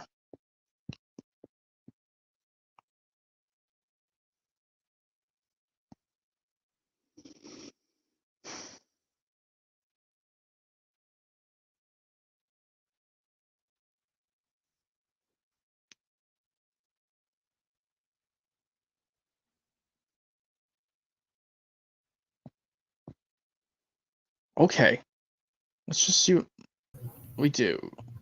Hi, yeah, Movie Game Lover 98. Hey, Mr. PD Productions, welcome to William Waldrip's belated birthday stream I'm doing for his belated birthday.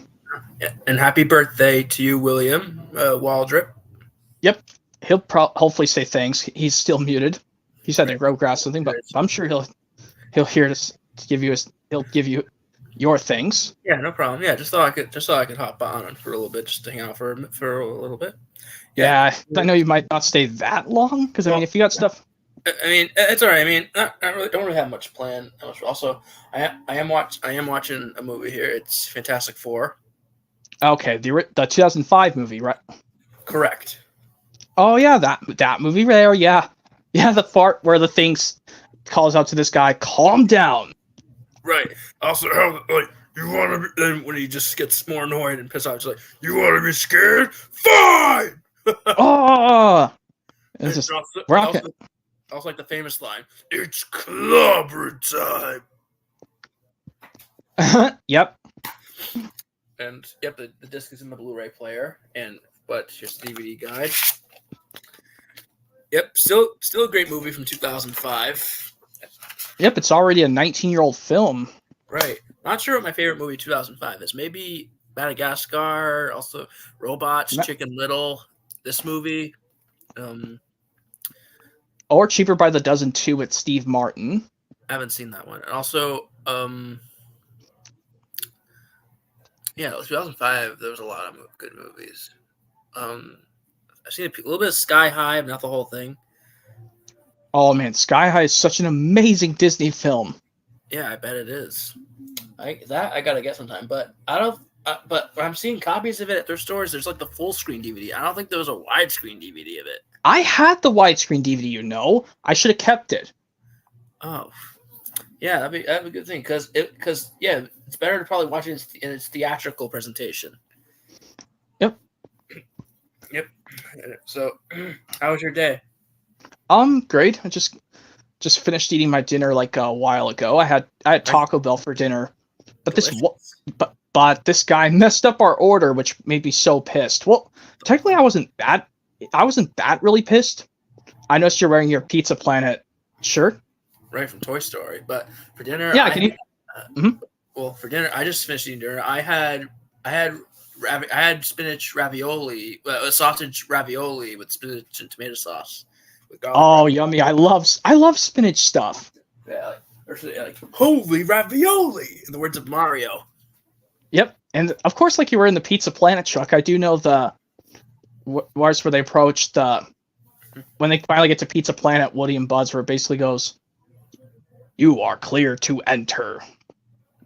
Welcome to Pizza Planet." Yeah, that's right.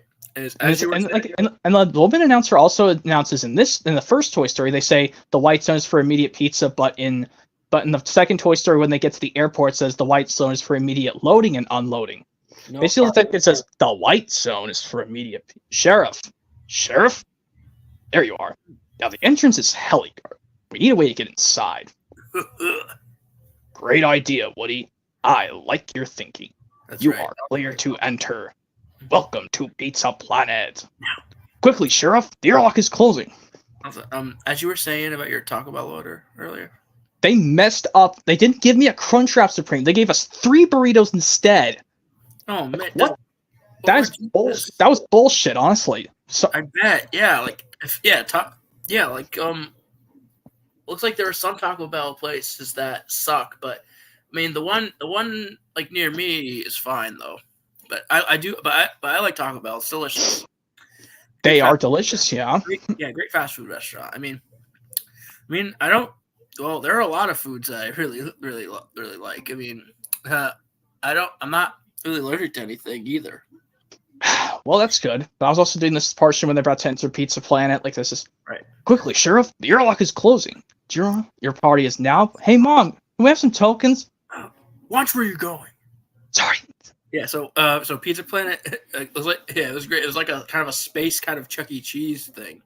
Yeah, that's what I think of. Yeah, it's like Chuck E. Cheese. Yeah, it was based off of Chuck E. Cheese technically, and I do love Chuck E. Cheese as well. Yeah, even like this portion, and when they notice Woody hears that's Andy's voice, and he calls out. Mm-hmm. He calls out Andy. Right. Now we need to find a ship that's headed for Sector 12. No, Buzz, this way. The special ship, I just saw it. You mean it as hyperdrive? Hyperactive hyperdrive. Ah! Also, Astro Turp. Where is it? I don't see it. Come on, that's it. And spaceship! Yep, that giant rocket claw machine. It thought it looks like a real rocket to take him back, but it's just a claw machine. Yeah, I wonder if that's actually maybe bigger than the customers too. I doubt it is. This is a stranger from the outside. Oh! I am Buzz Lightyear. I come in peace. Before your space journey. Nice. Oh, it's Jake Martin. Let me add him pleasurably. Hopefully he's not doing anything. Hopefully, Jake Martin, when you join, I've wanted to show you something else cool. Don't do anything. Hopefully not too bad. Still hope my TV is not that loud. I just want to make sure it's low enough. I know, but I was just telling Jake Martin because I know he's here now. I was hoping he can do something appropriate by the time I add him. Well, I mean, it should be easy. I mean, he's got don't mind his dogs barking or his cats meowing or. It's all right. Also, mind if I tell you another thing about the Fantastic Four movie? Sure. From 2005. You probably know in 2005 for that movie, Toy Biz made the Thing hands and Thing feet. Like, the Thing hands are just like the Hulk hands, but for the Thing. And those nice. had sound too. Like they probably used the smashing sound effects that were from the Hulk hands, but the lines they just used lines from one line from the Thing, just his famous one. It's clobbering time. And then And also, along with that, they put out a Human Torch costume, like the Human Torch mask and gloves, and the gloves actually can, I think, launch or something. And they were like, "Flame on!" Yep. I mean, you probably seen the commercial for those. Oh, toys. hey there. Hey, Jake Martin. Welcome to the belated birthday stream for William Waldrip. Yeah, how's it going, bud? It's going good, Petey. Yep, we were just talking about something, the impression from Toy Story when they were at Pizza Planet, because he's wearing that Pizza Planet shirt. And I see that. And I'm wearing Buddy the Elf because, Christmas in July. Oh, that's right. Yeah. Yeah. It looks. I'm guessing Christmas in July is just like maybe like a halfway, like probably halfway till Christmas. So I think that's what it means. Something like that. Yeah, like halfway toward the past Christmas and towards the next Christmas. That's why they came up with something called Christmas in July. Which I don't really celebrate that much, but yeah. Nah. Elf, that's a great movie from 2003. I have the DVD. Yep, along with Finding Nemo and Brother Bear. And the Cat in the Hat movie, which I know a lot of people hate, but what did you think of that? What did you think of the Cat in the Hat movie? I haven't seen that yet. I still have to watch that. Yeah, I mean, I started warning you, it's got a lot of negative reviews, but I enjoyed it. But come on, it's got great actors. Mike Myers, Alec Baldwin. Yes, we all know who is the narrator only from seasons 5 and 6 of Thomas and Friends. Right, and also for Cat in the Hat, also from producer Brian Grazer, who also produced The Grinch from 2000, and also Apollo 13, and Nutty Professor of Eddie Murphy. Yeah, Brian Grazer, he's a good film producer. Yep. He also worked on the Curious George movie, I think, with Ron Howard, I think, in 2000. Yep. There were a couple of the executive producers, I think. Yep. And, yeah, I'll get started with some physical media showing. Of course. I was going to tell Jake Martin something I might do in a sec. Because I think I did something similar to this back in his birthday, like his actual birthday, but I'm going to do something similar, but same thing, but we're doing something really cool. But I think you and William will have to stay muted for this, but me and Jake Martin will have to do it.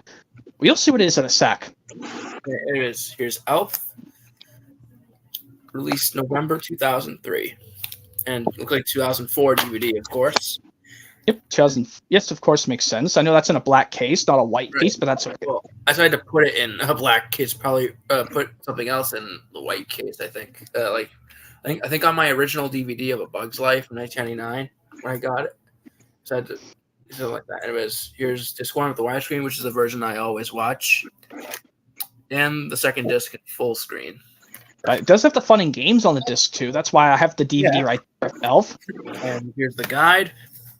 Because there'd be no way I can fit the 2 discs into that Blu-ray DVD combo pack steelbook of Elf. No way, because I don't like the.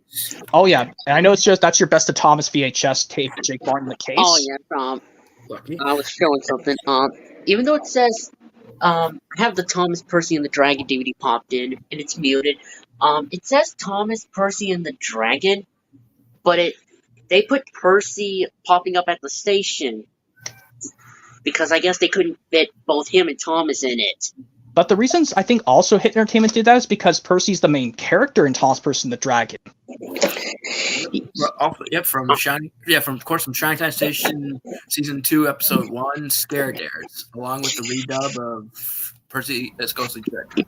Yeah, that episode focuses on Percy, but I don't know why Ghislaine would have put it on Best of Thomas. Maybe Ghislaine didn't have a choice to put another season 3 episode, so they just chose. Maybe they could have just put Trust Thomas on Best of Thomas. Yeah, that might have done the trick. Also, because Trust Thomas is my favorite. It's playing on me. But it's muted, thankfully. Right. Here's the live-action Grinch from 2000. Yep, aka the DVD is from 2001, yeah? Right, and also this came out in theaters the same day as Rugrats in Paris on November 17th, 2000. Wow, that's nice that it came out the same day in 2000, but the... And also, from producer Brian Grazer and director Ron Howard, who also produced and directed Apollo 13. Yep. Yeah, you've seen Apollo 13, right, with Tom Hanks? No, I haven't. I still need to watch that. I recommend it. You'll enjoy it. Yeah, there's the dip. Yeah, I want to show you something really cool in a second, Jake Barn. But PD Productions is showing some stuff right now. So Here's the second and last live action Dr. Seuss movie, The Cat in the Hat from 2003. I had that one as well. I still have to get that. You guys probably know that lots of people really hate this movie, but I loved it. I enjoyed it. I like it too. It's a funny movie. Yeah, very funny. Yeah, well, it's hilarious. Also for both of these live action Dr. Seuss movies, they both have Smash Mouth featured in them too. Yeah, they do. Yeah, I love that band. Yeah, I love Smash Mouth. Like they did Better Do It Right from The Grinch, which is played in like a little story of him as a baby in the film, and they played like a few seconds of it, but full version's on the soundtrack though, because they did it for the soundtrack. And then for Cat in the Hat, Smash Mouth did the cover of the Beatles song "Getting Better" for this movie, and also their song "Hang On" was featured in the end credits of this movie as well. True. Yeah. Smash Mouth's one of my favorite bands of all time. Same here. Rest in peace, lead singer Steve Harwell.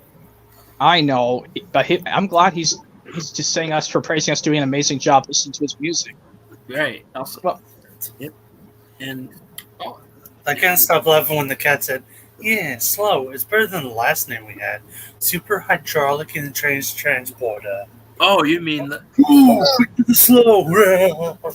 you named this car the Super Luxurious Omnidirectional Washerman-Jigger, which is SLOW, which means the slow, and better than Super Hydraulic Instantaneous Transporter, which would be shit, SHIT. I know. The thing they cut it, and That was very funny. all of this, both of these, although both these movies are rated PG. Anyways, there's the disc, just the fish. And Yep. But I know the full screen has the cat, which I like widescreen better. right, because it's a theatrical format, and yeah, also there's an actor who played two roles in this film, Sean Hayes. He played Mr. Humberflube and was the voice of the fish. Mr. Humberflube is so funny. I took it, and then 1, 2, 3, 4, 5, 6, 7, 8, 10. Right. Hands with the hand sanitizer. Yeah, it's like you're fired.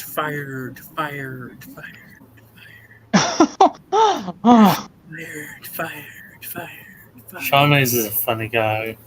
Yeah, like yeah, he was hilarious in this one, and also Alec Baldwin was the villain in this film as Larry. Wait, Alec Baldwin's the villain? He's in this film.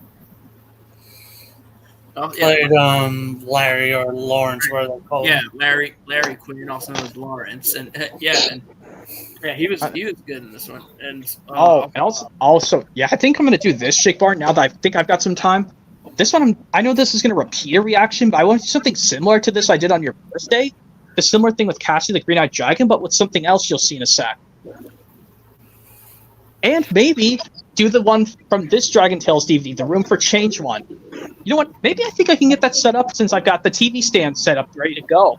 But I think you other two guys will have to probably keep your mics muted till this is done. right away. Yeah. Well, okay. I think they understand what I'm saying.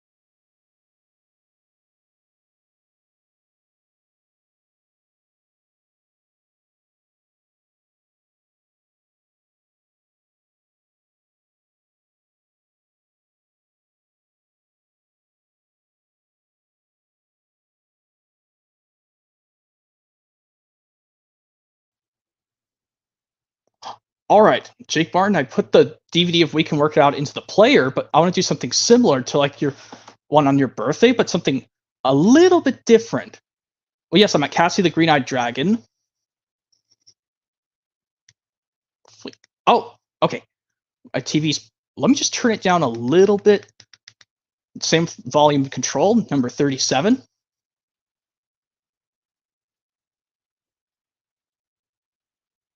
Like this is like after when Finn kisses Cassie, but do the big three engines last from Magic Road, kind of like did with the Shape of Things to Come one in the stream with Alec Baldwin's narration. So let's try this, but just be sure. Yeah, at volume 37, and it's unmuted.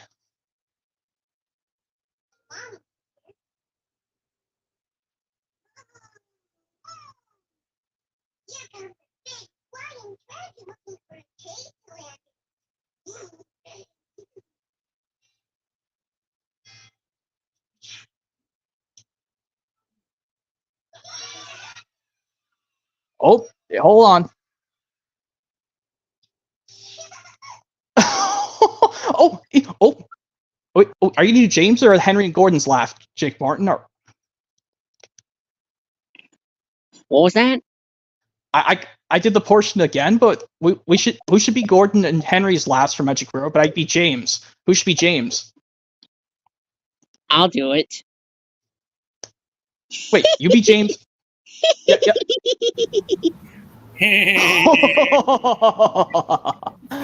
Okay. Henry sounds like Peter Griffin when he does that. Yep. When Gordon and Henry laugh at each other with Diesel 10 getting buried in coal. Yep. Let me just play some more. Oh, just to make sure. Make sure it's unmuted. Okay. Everyone else should. Well, hold on. I want to see Diesel 10's line after we do the laugh.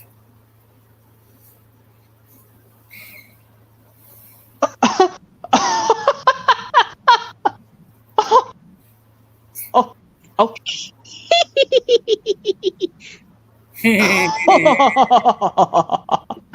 Oh, and I'll just do it. My facial. Oh.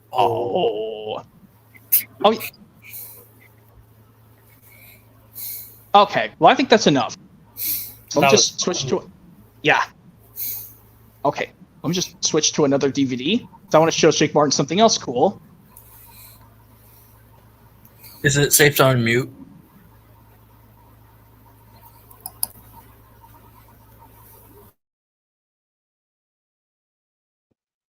Not quite yet.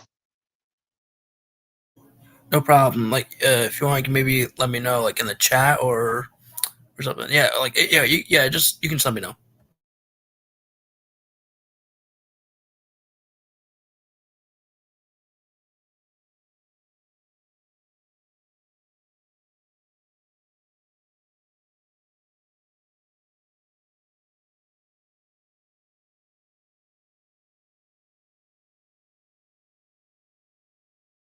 Oh, wait a minute. William left.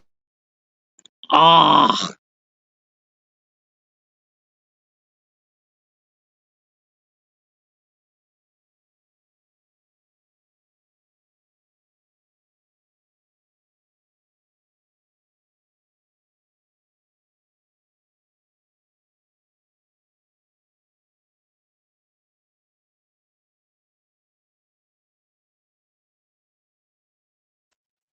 This is just us three for now.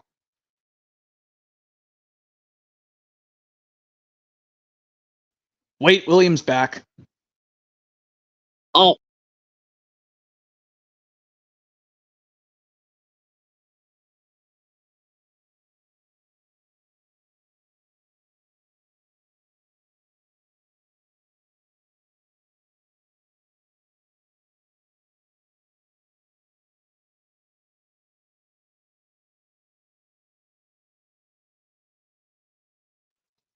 But oh wait, I actually found the room for change chapter Jake Martin because I don't know why this is this like iCarly DVDs. But anyway, let me get William Waldrip back in. Sorry about that, guys. I accidentally exited out of the stream. Okay, I didn't do anything. That's alright.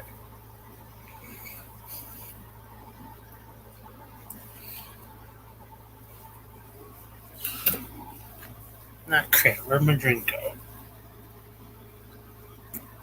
Okay. I'm at this, Jake Martin.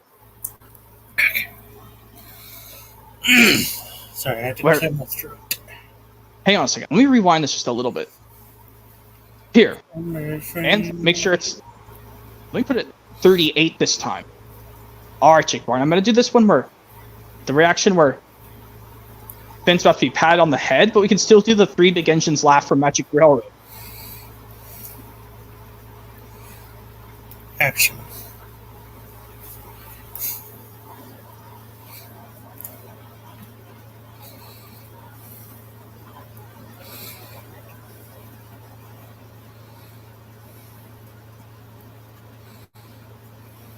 Oh, poor girl. Something must be wrong with Cassie. Oh dear. Yeah, this is, as James would say, oh dear, in Troublesome Trucks in Season 1, aka Foolish Freight Cars for us Americans.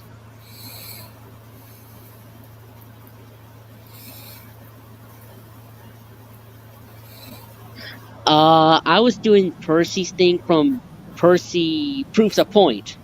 Okay. Oh, this one is just, oh dear, grown Percy. I'm sure we've lost. Yeah, this one where he says, oh, Percy proves a point, aka Percy and Harold. Boy, that sausage was really spicy. Oh, yeah, anyway. Oh, okay. I forgot to tell ask William if he could mute his microphone just for a sec. Sure Hopefully thing. that you could still hear it. Okay. This should be easier. I can still hear it. Okay.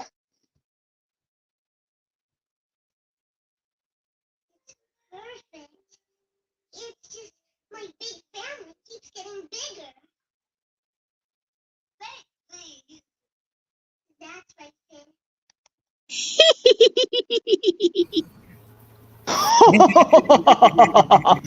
And of course, Diesel 10's. Now that's gonna ruin my facial. Oh. And of course, I could do Lily's additional. Bet you can't climb that tree. See?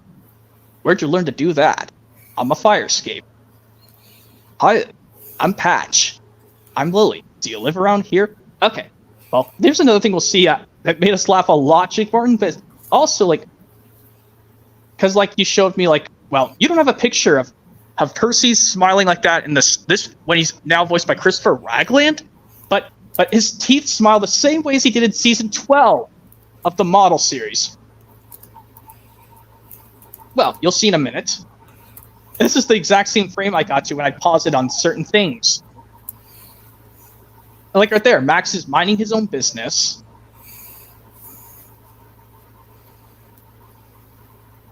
Okay, but let me just get to the next thing, now that I just explained it.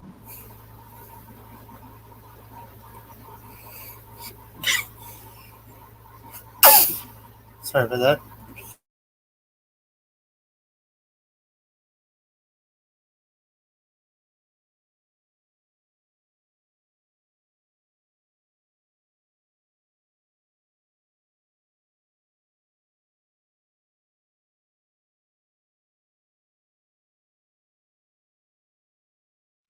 But actually, hold on a second, Shakeburn. I gotta do Finn's I'll help. Hang on a second. Let me do a little time rewind. Thank you.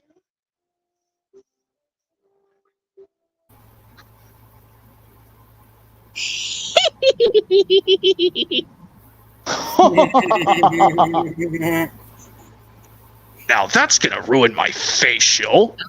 Oh. Yeah, anyway. You know what it goes in Magic Road after the Diesel 10 gets buried in coal. Well, I'm not going to pull out Magic Road on DVD or Blu-ray, even though I know how it goes in Magic Road, because I've had Magic Road watched to death, honestly.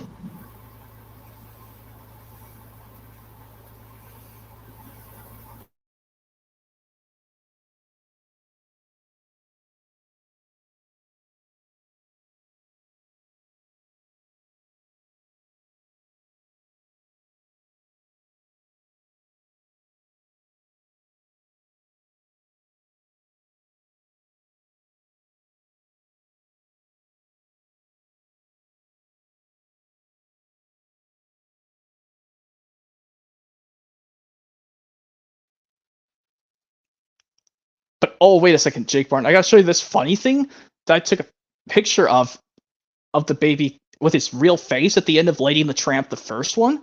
And for some reason, this does not make Finn cry.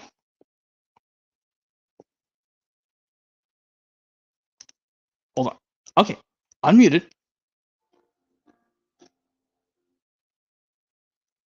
Look at that. It didn't even make Finn cry once. I'm as shocked as you guys are. Even you, Jake Barton. Woo!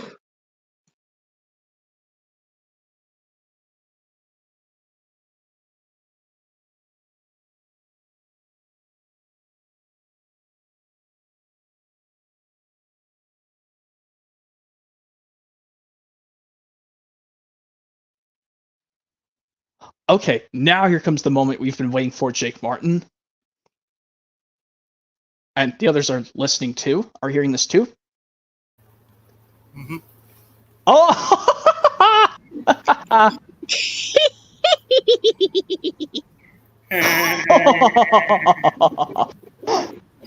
Oh, now that's gonna ruin my facial.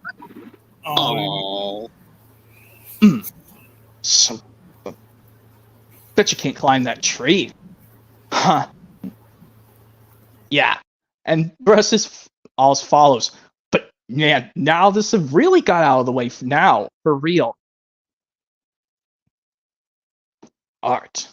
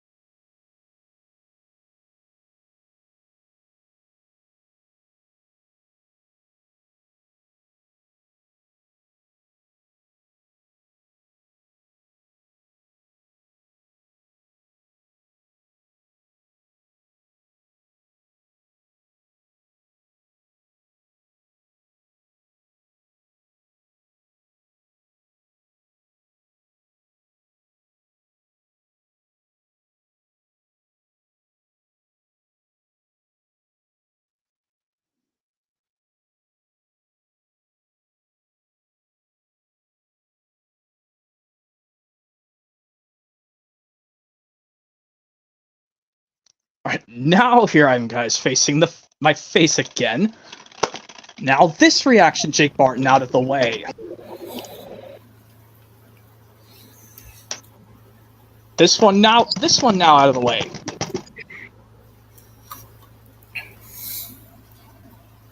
At least I don't have to do any more Finn or Kiki ones for at least a while. We good? Yes. Okay. All right. So, anyways, good job. Thank you. Of course. All right. So, were you testing that from your regular DVD player or? That was my Blu-ray player, actually. Oh, your Blu-ray player. Oh, for a second there, I thought it was a regular DVD player, but nowadays Nope, it's Blu-ray.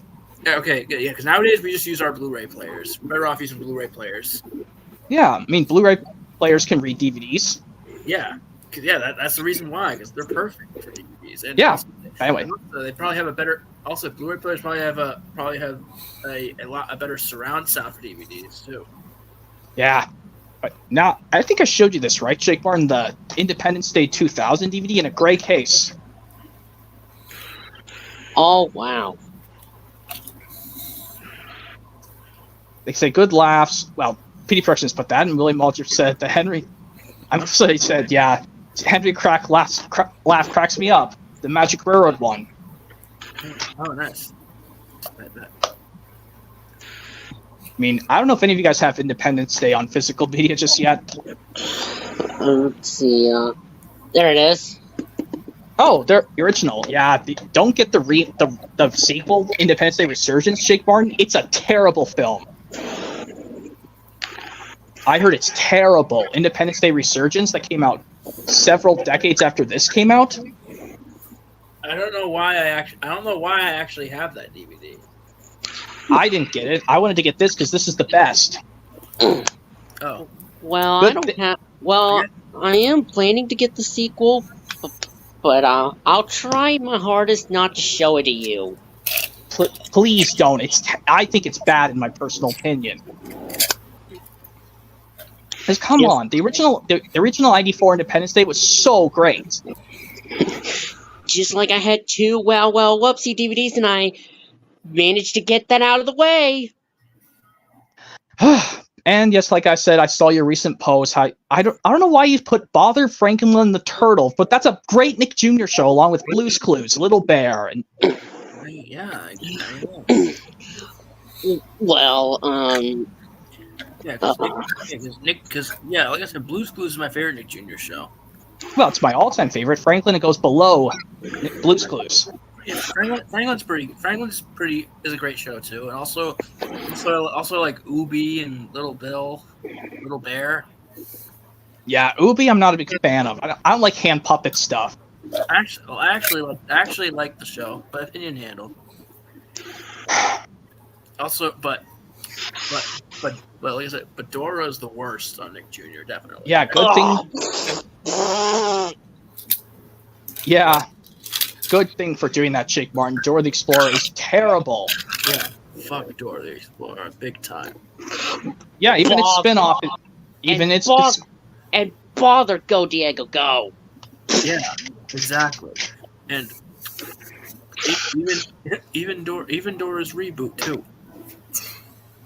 Yeah, I'm staying away from that, thank God. But even though I don't think you're gonna watch the live-action Dora the Explorer film, Jake Martin, Dora and the Lost Sea of Gold. Probably a no. Actually, I would say that's probably better than the show itself. Quite right, Petey. Well, Wait! You've seen Dora and the Lost City of Gold, Jake Martin, but probably not going to buy it. Well, I saw it when I was at work at Behavioral Specialist. Oh, you seen watched? So you said it was a great film, or you just haven't watched it all the way through? Well, sometimes. What? So that means if you like the film, I don't know if you'll get it on DVD yet. I haven't seen the movie yet though, but it looks pretty. I mean, it looks pretty good. It probably looks okay. Probably at least it looks pretty better than the show. I mean, it is rated PG as well. That's what I know. But anyway, yeah. Of course, like we can do this impression. PD Productions, like maybe we could now try for real. This one at the beginning of Toy Story 2, like basically like when Buzz after he says to infinity and beyond. Is this Right? Huh? So, we meet again, Buzz Lightyear, for the last time. Not today, Zurg. Huh?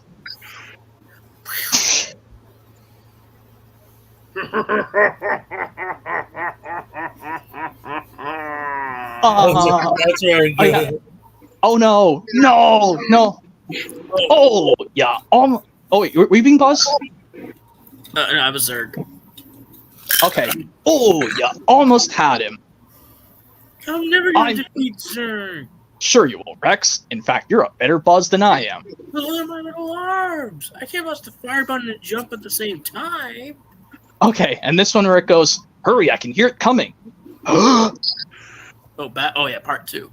So, we meet again, Buzz Lightyear, for the last time.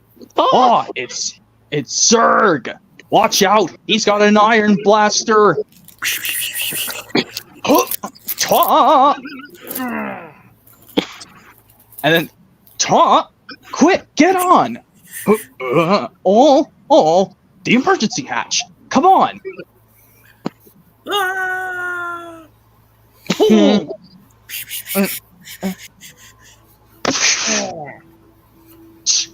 Huh? Come on. Hurry. But Buzz is impound. Buzz, Lightyear to the rescue. Oh. Surrender, Buzz Lightyear. I have won. I'll never give in. You killed my father. No, Buzz. I am your father. No. Come on!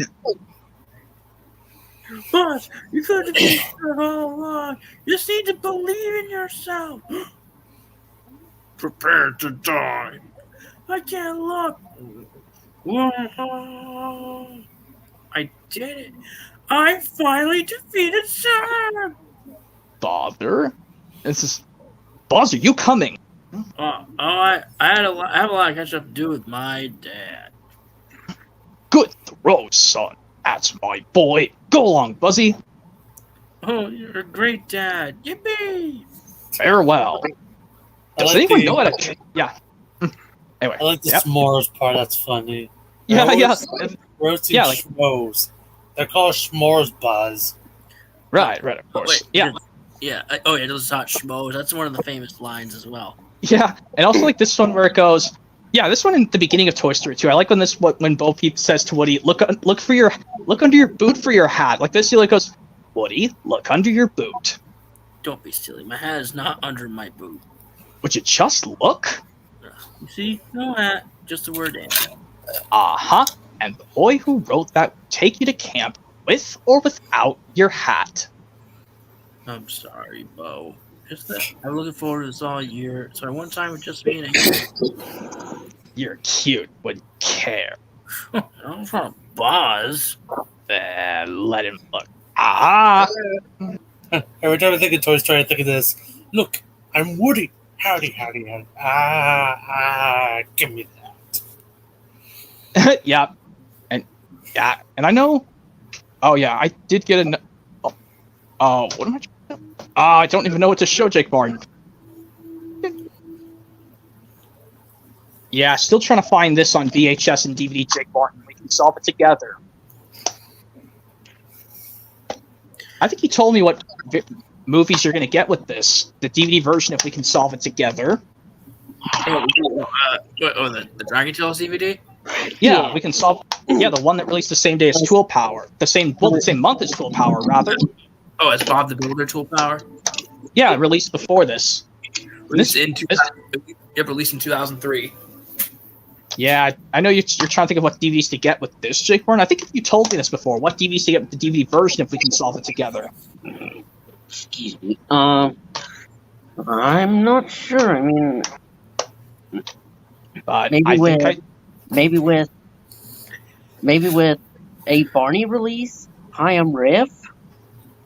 the Hayam Rift 2007? 2006? 2007? Maybe 2008, also known as the final Barney DVD to be distributed by 20th Century Fox before Lionsgate took over. No, the Best of Barney, just like how Thomas the Great Discovery was the first Thomas DVD to be distributed by Lionsgate, the Best of Barney was the first to be distributed by Lionsgate. Yeah, like ever since Lionsgate started distributing Barney, ever since the Best of Barney. Which, yes, in like when you made this one post for me, Jake Barnes, saying how Barney has a scrapbook of his old friends, how one of them is named Mario, not to be confused with the character Mario from the video games. And even like when he and Luigi sing their famous plumbing song in the CGI Mario movie from last year. They sing the plumber rap from the Super Mario Bros. Super Show, which is the theme song. Yeah, and see both CGI and live action style, like the da da da da da da. We're the Mario Brothers. And plumbing's we're not like the others who get all the fame. If you're sick and in trouble, you can call us on the double. Professor and the others should be hooked on the brothers. Oh, right. It's a super at the side of Brooklyn. Right. Until next time, everybody, do the Mario. Yep, and that's like how one of the kids in Barney was named Mario as well. What episode? I don't know. I know it's. But I know he's in Best Manners, not to be confused with the original 92 video. Instead, it's the remake from 2003. Which I like better than I think the 2003 remake of the Barney's Best Manners, Jake Barney. It might be the same as the 92 video, but just made differently. Yes, because the original 1992 video was named. I think it's called. What was that, William? A splash party, please. That's what it's called. From a season 1. Right, and like I said, I respect all your opinions on Barney since still me, William, and Jake Martin. Since I know you all kind of like Barney, that's fine with me. No problem. Yeah, you can. Yeah, we like what we like, and we don't. And we dislike what we dislike. Yeah, because I had these Barney VHS tapes for years, and Like since you were little. I think, and Wow. these 3 I got from FYE since 2019, and maybe this from a Dollar General. I think. I've never bought something from Dollar General before. Yeah. Well, good collection. Although I'm not gonna bother buying them because Barney still sucks, in my opinion. Just my opinion. Yeah, I know it does. In your opinion. Yeah. We all know the drill. So,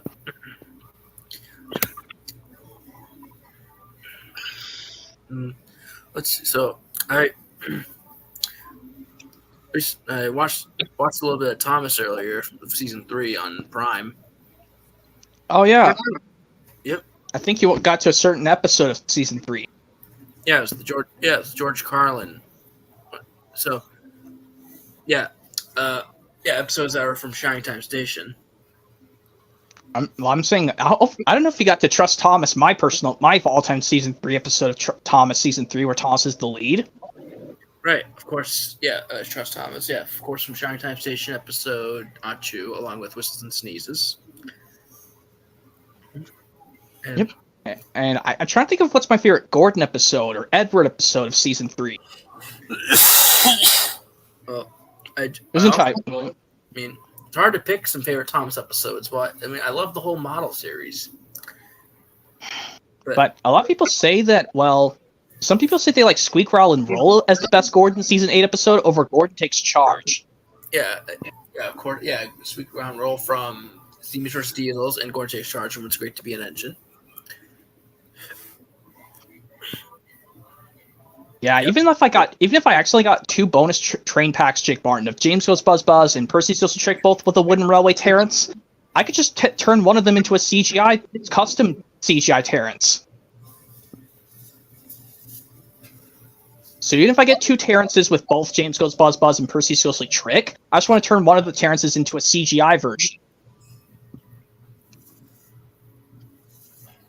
Because if you know what's strange, we got a Trackmaster Terrence in Trackmaster Hit Toy Company 1 that actually is motorized, but we have a Terrence that doesn't move at all.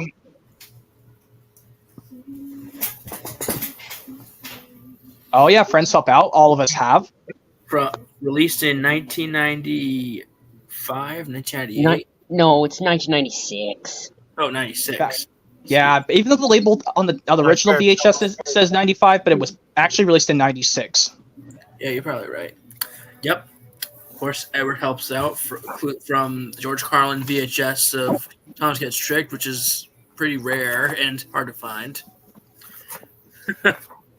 And also, it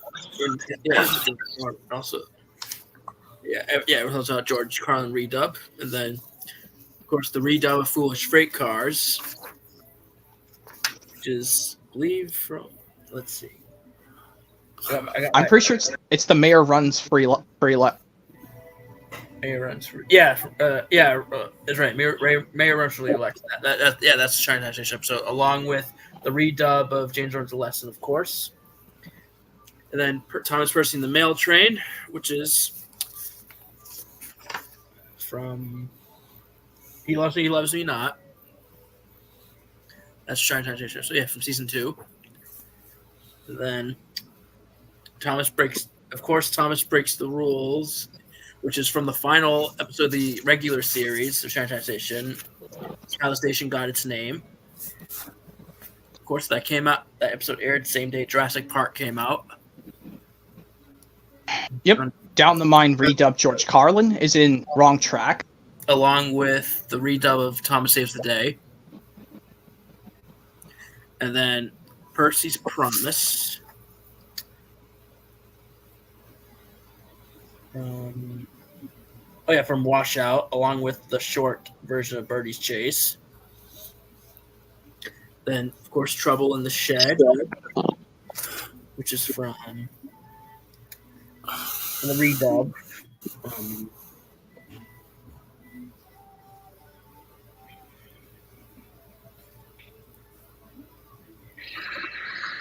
Jaxie says in the live chat, I'm getting Rescue on the Rails soon. Nice. Oh, like this, yeah, it's Trouble in the Shed redub from Schemer's Robot, along with the redub of Tenors and Turntables, and then Donald Douglas from Sweet and Sour, along with the Deputation, which is on this one. Right?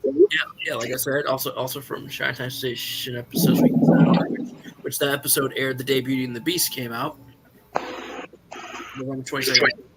Right, and then Saved from, of course, the redub of Saved from Scrap. I believe it's from Daisy and Other Stories. Yeah, from Daisy and Other Stories. From VHS. And then Birdie's Chase, the full version. Short version was... Yeah, the short version was first on... from Washed Out. And then the full version was from James Goes Buzz Buzz, the VHS, from 1994. And then finally, Thomas and Percy's Mountain Adventure, which is...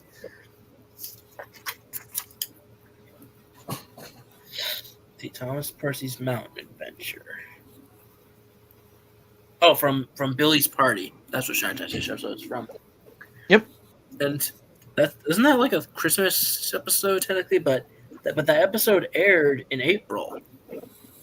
Yeah, I think it is, but yeah. Yeah, like why would they air that episode in April of '93? It's far beyond me.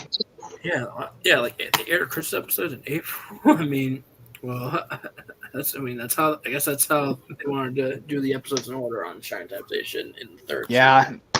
Yeah. Here's another copy of Santa's Rocking. I think I showed this. Well, this is a copy that I had before back in 2019, but the one I got from that DVD sale is in somewhere else. Santa's Rocking. That DVD I'm definitely hoping to get sometime. Yeah, because I'm watching pieces of the Wiggles lately too. Listening to some of the songs and stuff, and yeah, the old Wiggles stuff. Yeah, they got to do a U.S. reunion tour soon. They need to someday because I want to go there. Yeah, they're doing reunion tours across Australia and New Zealand. Just hope well, since they are a big kids band, they have a big touring schedule. That's how busy bands are. And so yeah, but I'm just hoping the original Wiggles come back to the U.S. for a reunion tour because there are fans and there are OG Wiggles fans here in the U.S. too. Like we're some of them. Like Moo Kid living in the air, myself, everyone really. And me too. Yep. Yeah, I don't know a single person who hates Wiggles. I mean, there's some of our friends who do. I'm sure there's some friends of ours that hate the group now, which is fine. Yeah. They can. Some people can still like the group, and some of them could hate it too. Whatever they want to do. Here's DV version of I'm Afraid, Jake Martin. I know you're still gonna get this soon. Maybe get this with the Wild Butter. Wait, no, you already have Wild Butter. No, I'm saying maybe get this with some particular Thomas DVD. I'm Afraid. Yeah, I'm trying to get the early years. Early years. I want to get that too. Me too, because that's the DVD version of this. Yeah, the early years Thomas DVD. I'm definitely dying to get because that's the complete first season with all the UK episodes, because all the UK episodes season 1 were released on that DVD. That's the only US one, as far as I know, to have Ringo Starr's Whistles and Sneezes narration on a US DVD. Right, and the only one to have all UK episodes. And I'm also getting one for the Wiggles, Wiggly Playtime. I got that second Wiggly Playtime because the first one I ever got was Hoopty Doo It's a Wiggly Party back in 2017. And Wiggly Playtime is one of the 2 TV compilations, and I hope to get the Lyric Studios VHS of that from 2001, and also that was the last one by Lyric Studios.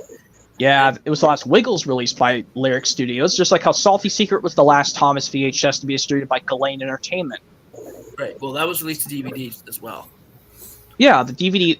Yeah, I should say the whole media release because it was released on It was released on both formats. Right, and nice. Also, the artwork on this DVD is missing, but this is the only Kipper DVD I have. That's Fools, Parks, and Picnics. Right. This is one of the. There's actually a couple of the DVDs that I have that doesn't have a menu. Yeah, it's like just how Jake Barnes going to get the Lionsgate reprint of Barney's Christmas Star because the original Hit Entertainment one doesn't have a menu. Well, I already have this. Well, yeah, I already has Christmas. Well, you already has Christmas Star. This one does have a menu, so Also, the DVD of Wiggles Yummy Yummy does not have a menu either. Yeah, it's always like what a shame. And I also have Bob's White Christmas, even though it's a Lionsgate reprint, but it's still the original 2002 print. It still has its original content. And also, was it released to VHS first or VHS and DVD same day? VHS first, and then DVD in 2002. The VHS of this release came out in 2001, and then this one doesn't come out on DVD till 2002. Oh yeah, that's right. Right. So Similar to how Best of Percy didn't release on DVD till 2002, but it released on VHS in 2001. yeah. Even the Wiggles, you'll be wiggling. And also for Best of Percy, that was the last Thomas release to be VHS only. I'm sure you probably knew that.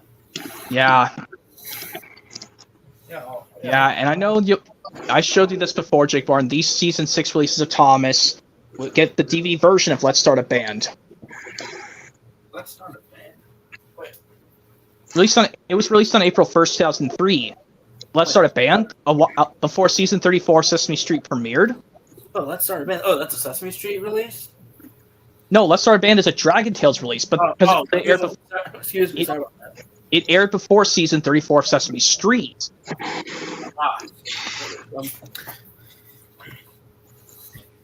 Yeah, I know. I still have the Experience New Things. Right. I'm still trying to get the others, so...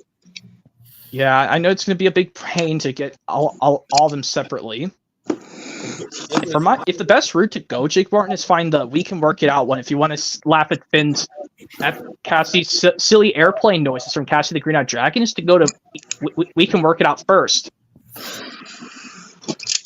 Here's Fantastic Four 2 Rise of the Silver Surfer from 2007.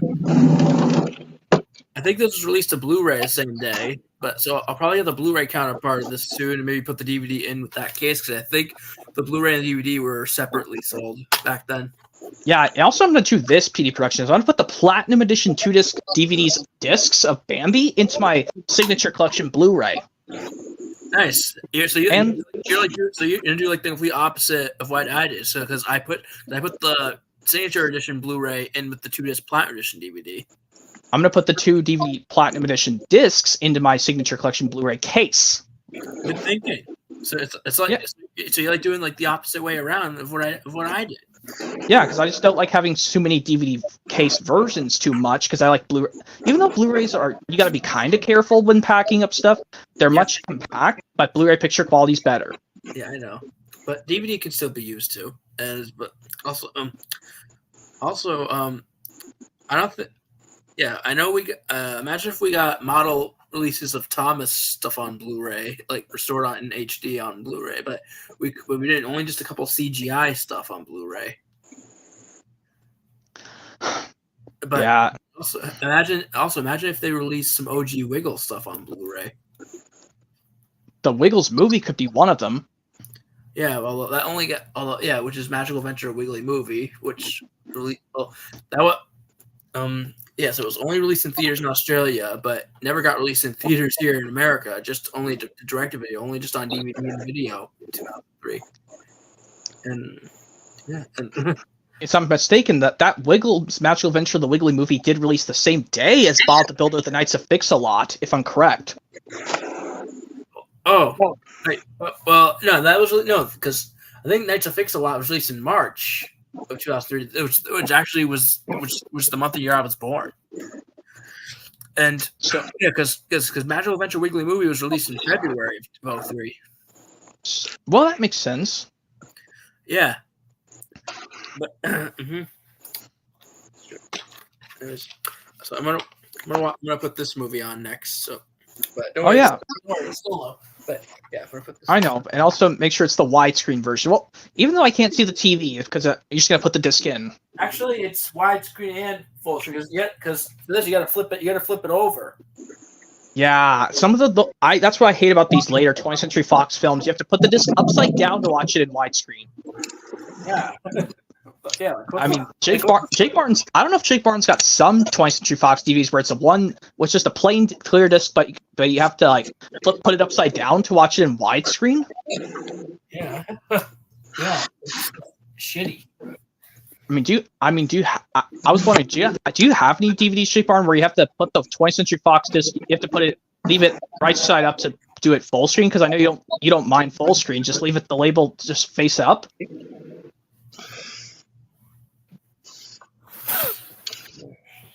Some of my DVDs I have that, I have to for these ones where widescreen, I have to put it upside down. I leave it upside down so I can watch the widescreen version.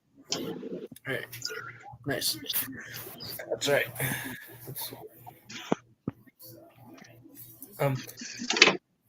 For previews on this DVD, right? So the previews start now. There's a preview for the DVD release of the Simpsons. Yep, which I need to get the Simpsons movie back soon. I have the DVD of it, but since it was released, I think it was released to Blu-ray same day, so I'll probably get the Blu-ray counterpart and we put the DVD disc in with in a backup to just the Blu-ray case. I don't do that stuff, PD Productions. I just leave one copy at a time. I just need one version at a time. Well, that's just what sometimes that's how I roll sometimes. Yep, that's one of the Beethoven movies you just showed, Jake Martin. The Beethoven's. I only seen the first Beethoven movie. I have the first Beethoven movie. Well, both 1 and 2. Yeah, I think with Dean Jones. I think. Yeah, I think Dean Jones was in it. He was also in The Love Bug from Disney. Oh, nice. Yeah, but now I'll show William this while it's muted.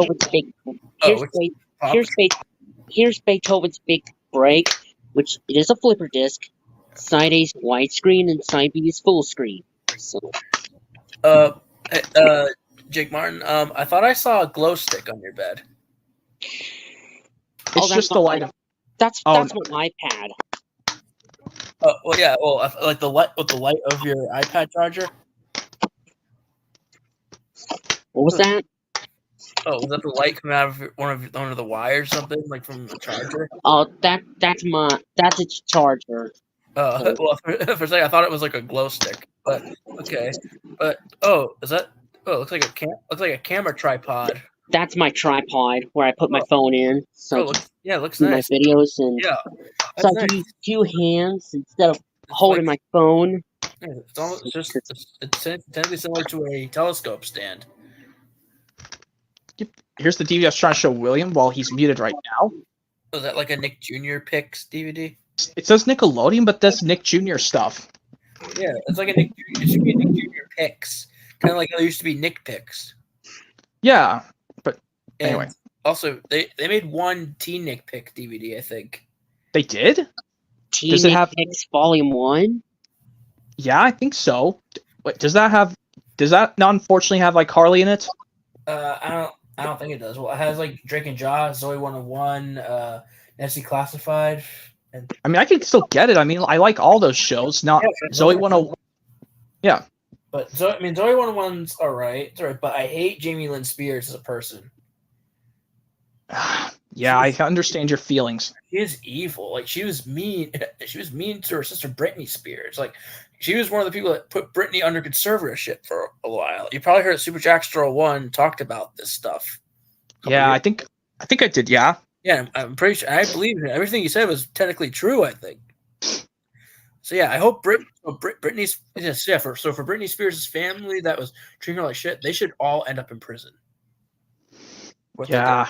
Yeah, especially her father, Jamie Spears. Like, he is so evil. Yeah, He's trying to like trying to use Brittany like for her money or something like that. He's one of the maybe people that put her on conservatorship for a long time. Yeah, our friend Super Jackster one, like he explained like everything about this stuff, and he's 100% correct.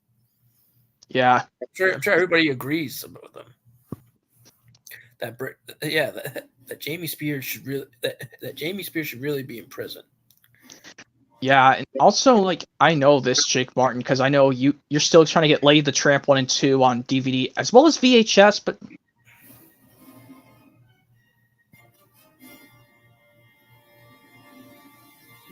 I mean, good luck finding the 2006 VHS of Scam's Adventure, Jake Martin. It's rare. That's probably exclusive to Disney Movie Club.